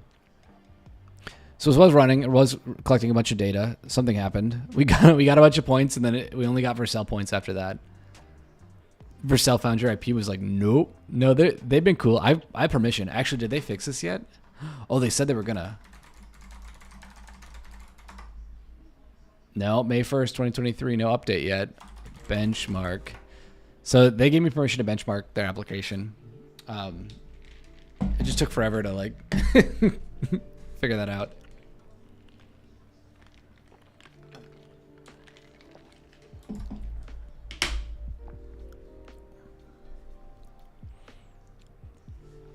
Yeah, exactly. It's at CDN. It's cached. It's cached for months.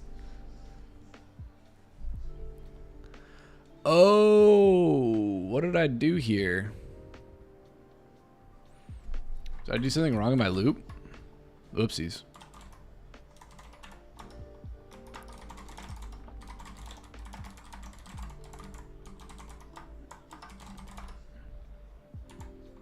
Oopsies, it should be FV. I broke my code, chat.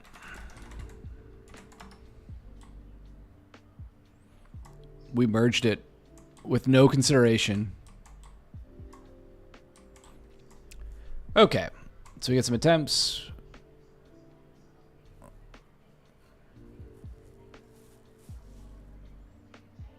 What do we do wrong? It looks like it's only requesting one at a time, and the first time it was Vercel and the last time it was AWS. But it should have all of these function URLs. And we're iterating over them, which is fine. We set the attempts here. This all looks fine. Yeah, I can't believe it. I mean, I understand why they would. I understand why they would maybe have that. They pointed out that was like a common thing, and I asked where it was common, and they apparently said Netlify. Netlify is the other place where it's pretty common. Let's log this out and figure out what's going on. I+1, that looks all good. Have you ever, dude, I don't, no. The home lab question, no, I don't have any actual servers at home. I just set up the Synology box. That's the first thing I've done. I used to have like a couple old gaming computers that I would use as a server for home lab stuff, and that just sucked. They have like massive power supplies. They just consume a bunch of power, and they inevitably did for like little toy applications that I never used. A couple people in my life though have crazy home labs. The biggest for me is like storage for videos. That's by far the biggest thing.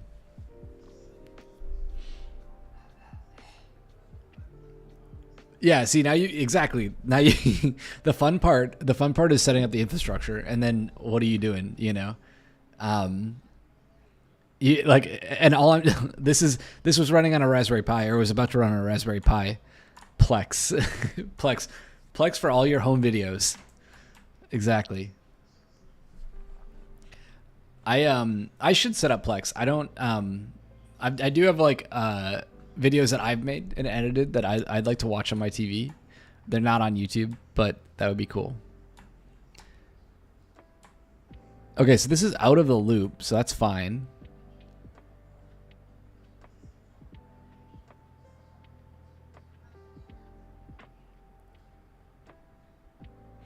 Oh.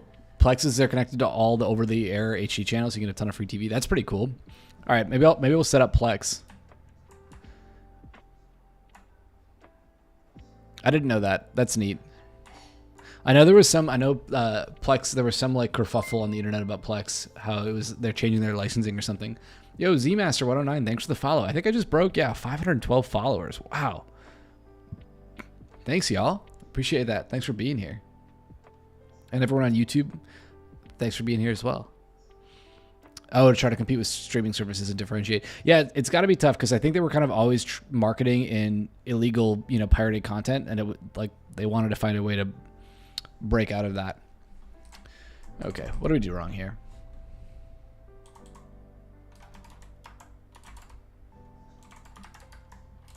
Oh no, not page up.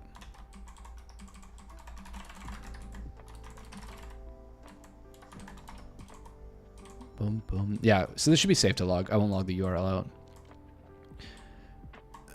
Boom, boom. Whoa. We do reset I to 0 at the top. So yeah, so what is this code doing? So we have a loop that runs forever, and then it sleeps for 15 minutes in between each request, and it creates a join set, it creates a result set or a vec, sets I to 0, generates a random number between 3 and 8 for the number of times we want to make a request, and tells me which logs them out, and then for all of my functions, we request that number of times, then we plus 1. Once that's done, we push them into the result map, or is it the result vec, and then at the end of the code, once we're out of the for loop here, we check to see if the results are empty. If they're empty, we skip, we go to the next time. If they're not, we push the metrics. Looks okay. Build it for x86 on my NAS. Hell yeah. Boom, boom, boom, boom. And the best part about the Docker context is that I don't have to I was using ECR. I don't have to do any Docker pull anymore because it's actually building there. So it's already on that, it acts as not a registry, but it's because it's building there, that container image is already ready to rock. Criden TTV, welcome to chat. Thanks for stopping by. Thanks for the follow.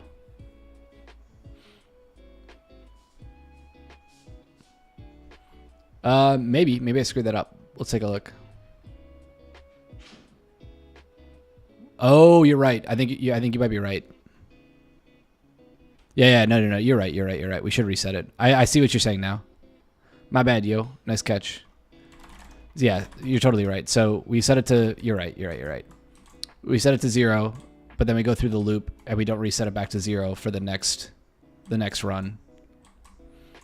Boom, boom. Boom, boom, boom, boom. Yeah, that's totally right. Boom, boom, boom. So we should just set it here. Sanholo, why would you want it on x86? Is there a dep you have that support ARM? No. Okay, good question. Great question. I'm on a M1 Mac. That's what you're streaming on. You're watching the stream. Hello, and welcome to this MacBook.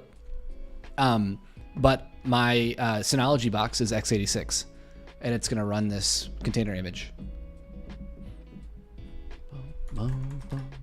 So we cross build here, and that allows me to just immediately run it.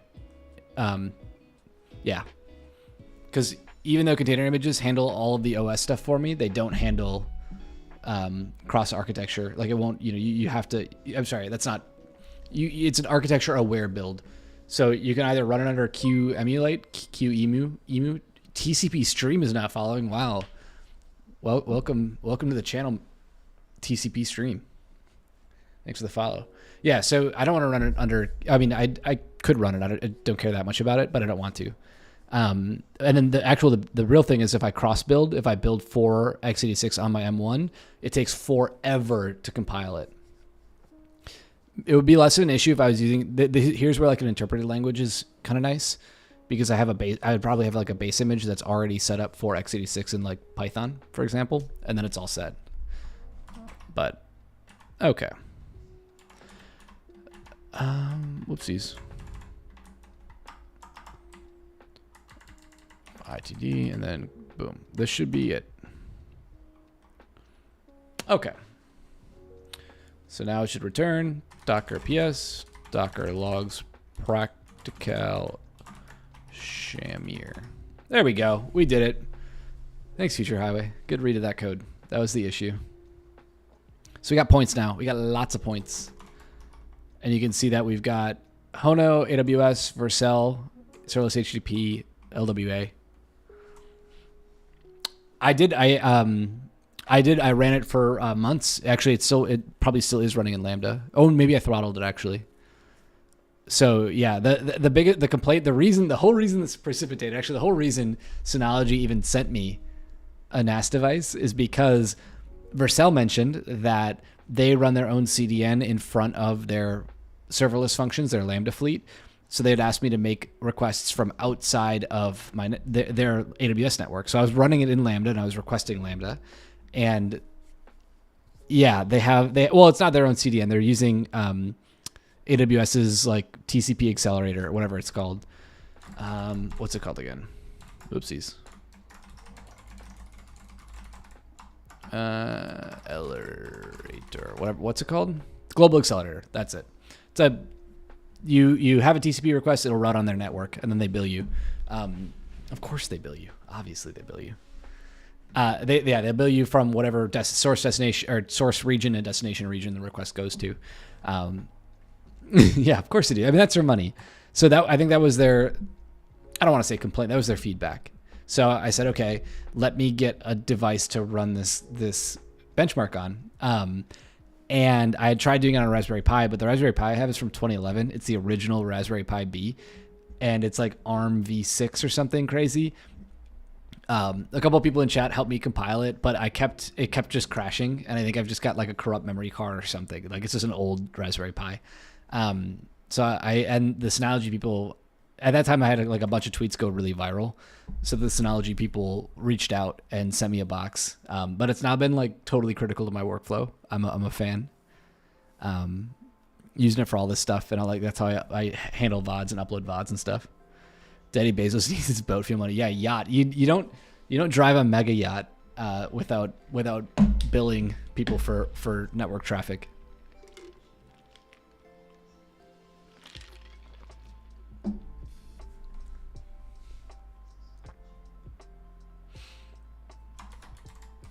All right. Okay, so we should get more points now. Global Accelerator just does geocast. No, I've never, Eric, I've never heard of OrbStack. I believe just does a geocast to enter AWS backbone, just run the Lambda to multiple regions. Yeah, the reality is that the actual data points haven't varied. Like the actual data points are nearly identical. It didn't matter. What is OrbStack?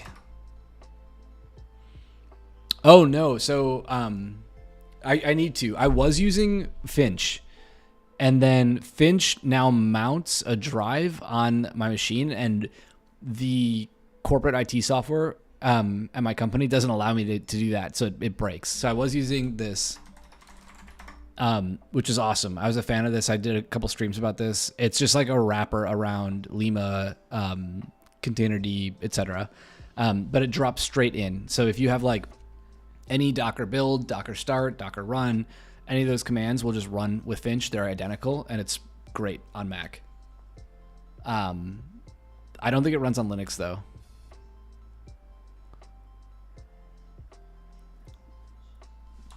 OrbStack, this is pretty sweet. Just a Docker desktop alternative. I've had this crazy Rust bug with Docker lately, and it's, one second, let me find it.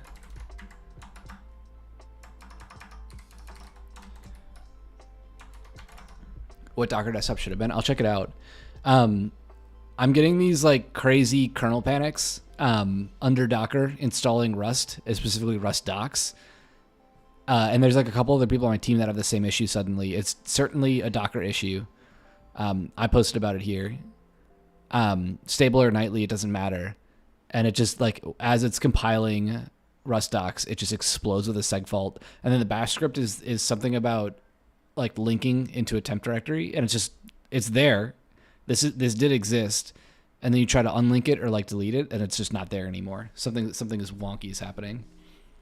containers, V8s, containers, VMs, and K8s. That's kind of cool. I haven't needed a VM in a long time. The last time I used a VM was when I wanted to use Linux on my Windows machine at an old job. That's pretty cool. VirtuoF is file sharing. Nice. How does it drop in if I... Okay, so I get the same CLI. That's good. All right, let's go to RIP. Install. Give it a RIP. Bum, bum, bum, bum. Maybe faster. All right, Coachy. I believe you. I believe. It got dark outside. Not raining yet. We'll try it. We'll give it a rip. Especially if it's a drop-in replacement on the CLI where I can, like, I've got hundreds and hundreds of scripts all over that are calling Docker. I mean, I could do an alias. Rancher Desktop was a decent free alternative as well.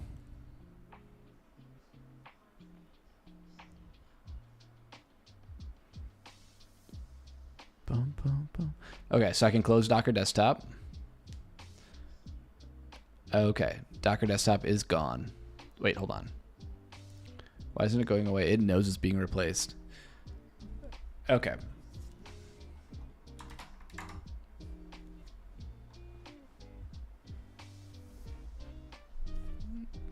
It's fighting. Fighting to stay alive. Bum, bum, bum, bum. Docker getting started latest. Oh, adder in use. Really? Nothing's in use. Ooh, brutal. We can choose a different port though. We'll just use 8080.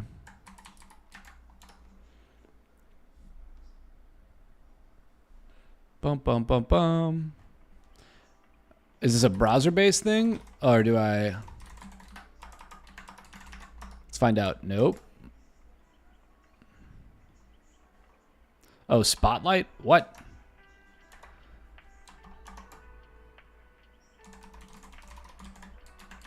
Oh, container point needs... Yeah, sorry, you're right.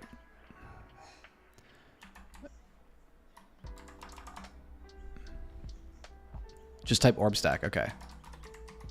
Oh, wow. Welcome to OrbStack. Hold on. Let's just get this onto the stream. Boom. What do I want to use? I don't use any of this stuff. I'm never touching that. You guys out of your mind? This is a serverless stream.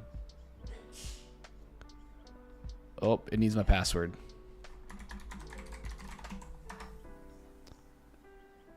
I don't want to migrate. We'll start from scratch.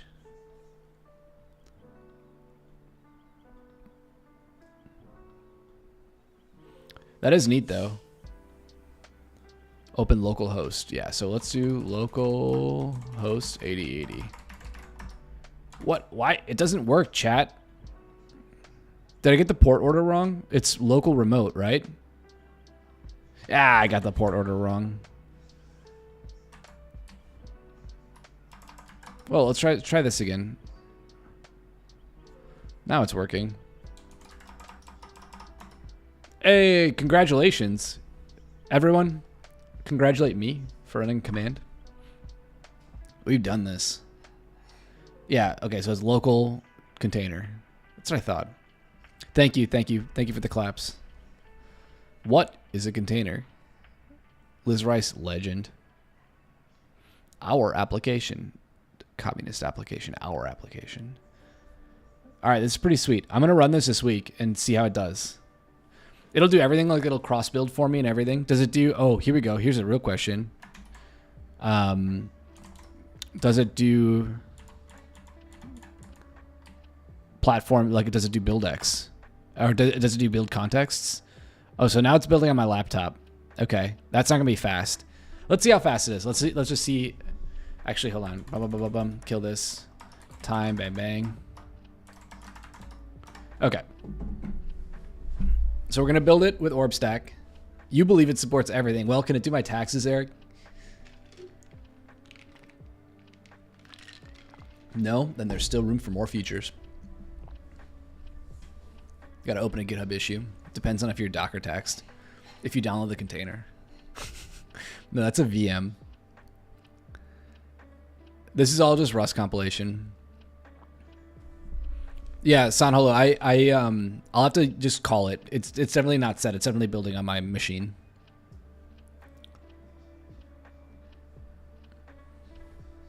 This is pretty sweet.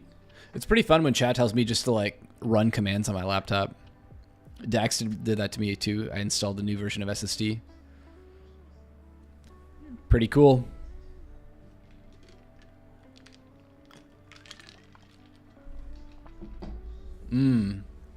That is cool. So that handles all like the networking and the disk stuff. That's neat. There's a Magic Plus button. Wow. Linux machines, new machine. Looking for Docker? You don't need a Linux machine. This is just globally true. You don't need a Linux machine. Wow, look at this. Apple or Intel, advanced. Why can't I click the advanced button? There we go. Cloud init. Oh, you can give it like creds. Pre-packed distros, that's cool. Very cool.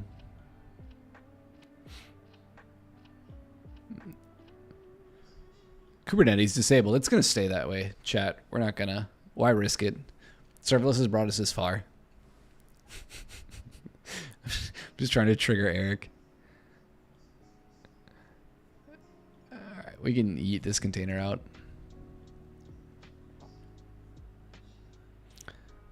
There's the Alex, the OpenFast guy. This is a thing. But I think it's yeah, I forget how it's all. I never used it. I just knew that it was like a pretty popular project. Now, K8s is fine. I don't.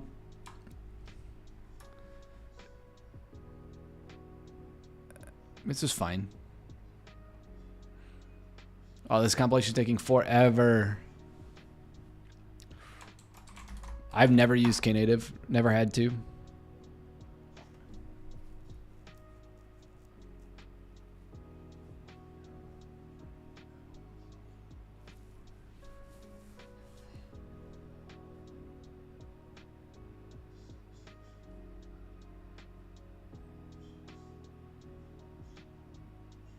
That's cool. Knative eventing.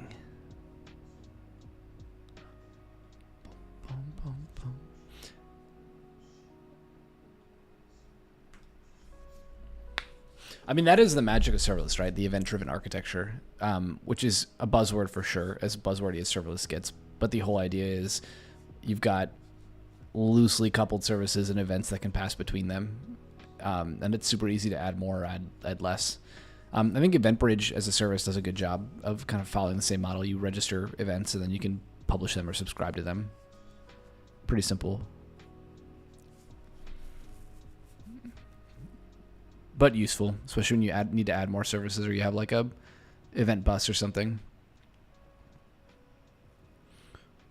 Do we get more metrics for this yet? Yeah, okay, we got some points. There we go. Bum, ba, bum. Yeah, it's about right. I think Hono is down here somewhere. Yeah. Should we read the service from Rust to JS so we can have a super fast Docker compile? We're just going to use Docker context right after this. It's building Hyper now request. It's almost done. Hyper 1.6. Yo, everybody using Hyper seems to be on 0.x, even though 1.x is out. And I'm suspicious. I think I've tried both.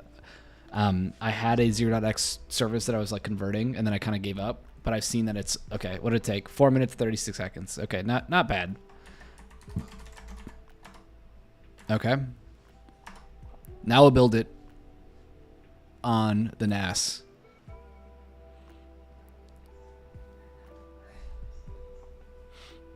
Local, it runs in Kestrel like normal, but detects Lambda runtime and maps the event to API request for you. Well, that was fast. Well, it was already all cached. That's not quite fair. 12 seconds. Pretty awesome, though. Very cool. Yo, thanks for Orb Stack. That's sick. Thanks, Eric. This is super neat. I'm gonna try this all week.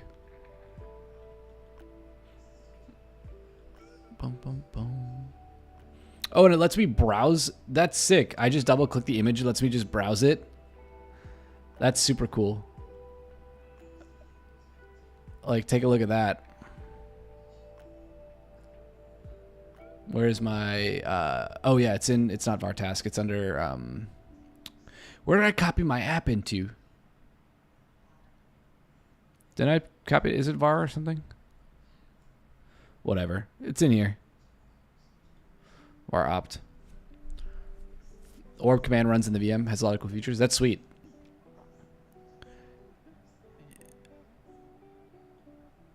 No, not user source. User bin. Look at all these binaries. Boom, boom, boom, boom. I forget where oh, there it is. Yeah. User local bin. Obviously. Look at that. Neat. That's slick. Boom, boom, boom, boom.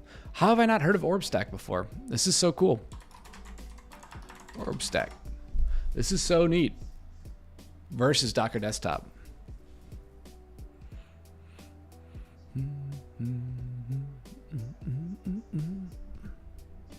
Oh, there's a macOS bug for dynamic memory. There we go. Now there's some thunder. This is so cool. Yo, thanks, Eric. This is awesome. I appreciate that. And everyone else in chat, Coachy and everybody. Thanks for getting me out of this. This is sweet. I'm going to avoid as much of the networking stuff as I can just because I always think that's a pain. Although, I guess Docker Compose makes that easy enough. Kalima, what is this? Oh, it's another... I get it. It's another like Docker Desktop like thing.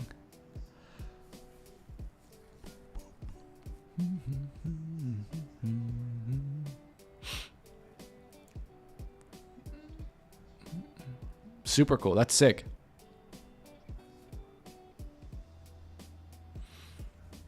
Yeah, I only use Finch because the AWS people were like, do you want to try this out? And at the time I was really fighting with Docker Desktop and it worked and I was very happy. Just replaced like aliased Docker and Finch and everything worked. But this clearly, like, it's nice that it uses the same CLI.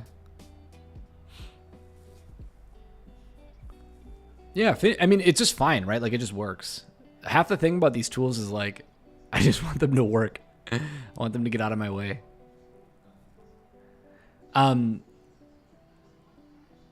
Yeah, I think exactly that, Eric. They were, Docker Desktop was starting to cost a bunch of money and AWS didn't want to spend it. And they're like, wait a second, this is Containerd and, you know, some other sparkling bits.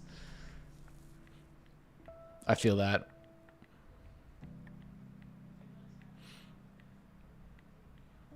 Cool. I got to learn more about the VM side of this, though.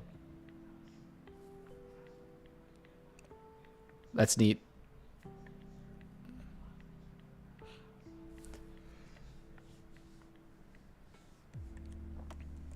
Yeah, exactly. That's what I was thinking, Eric. It's like completely replaces Vagrant.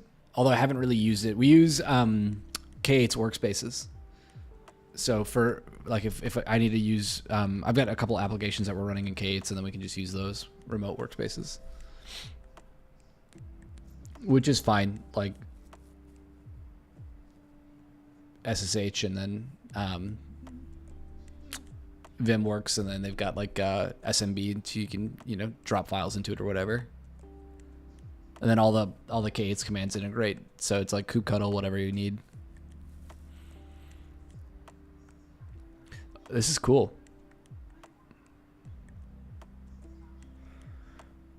USB pass through. Oh, it doesn't set up yet. That would be wild. That was the hardest thing about using VirtualBox was figuring out USB pass through. But it worked. It, like once it was set up, it worked well. So I had an Ubuntu box on like a Dell machine. That was a long time ago, though. Maybe I am misremembering.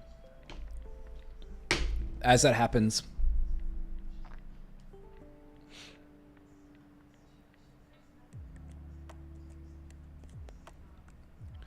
All right, I've been at this for 2 hours. I gotta get going here. Who should we raid? Eric's in chat, so he's not online. Who should we raid?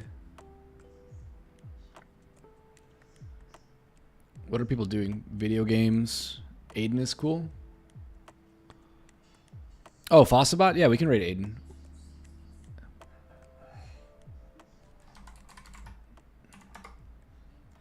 All right. I gotta thank him for Fossabot anyway. All right, I'm gonna set up the raid. Oh, I have to follow first. Oopsies. Yeah, you too. Why can't I? Why is it an invalid name? Raid browser. There. Boom. Okay. Oh, I don't know if I can raid Aiden. Might not be allowed.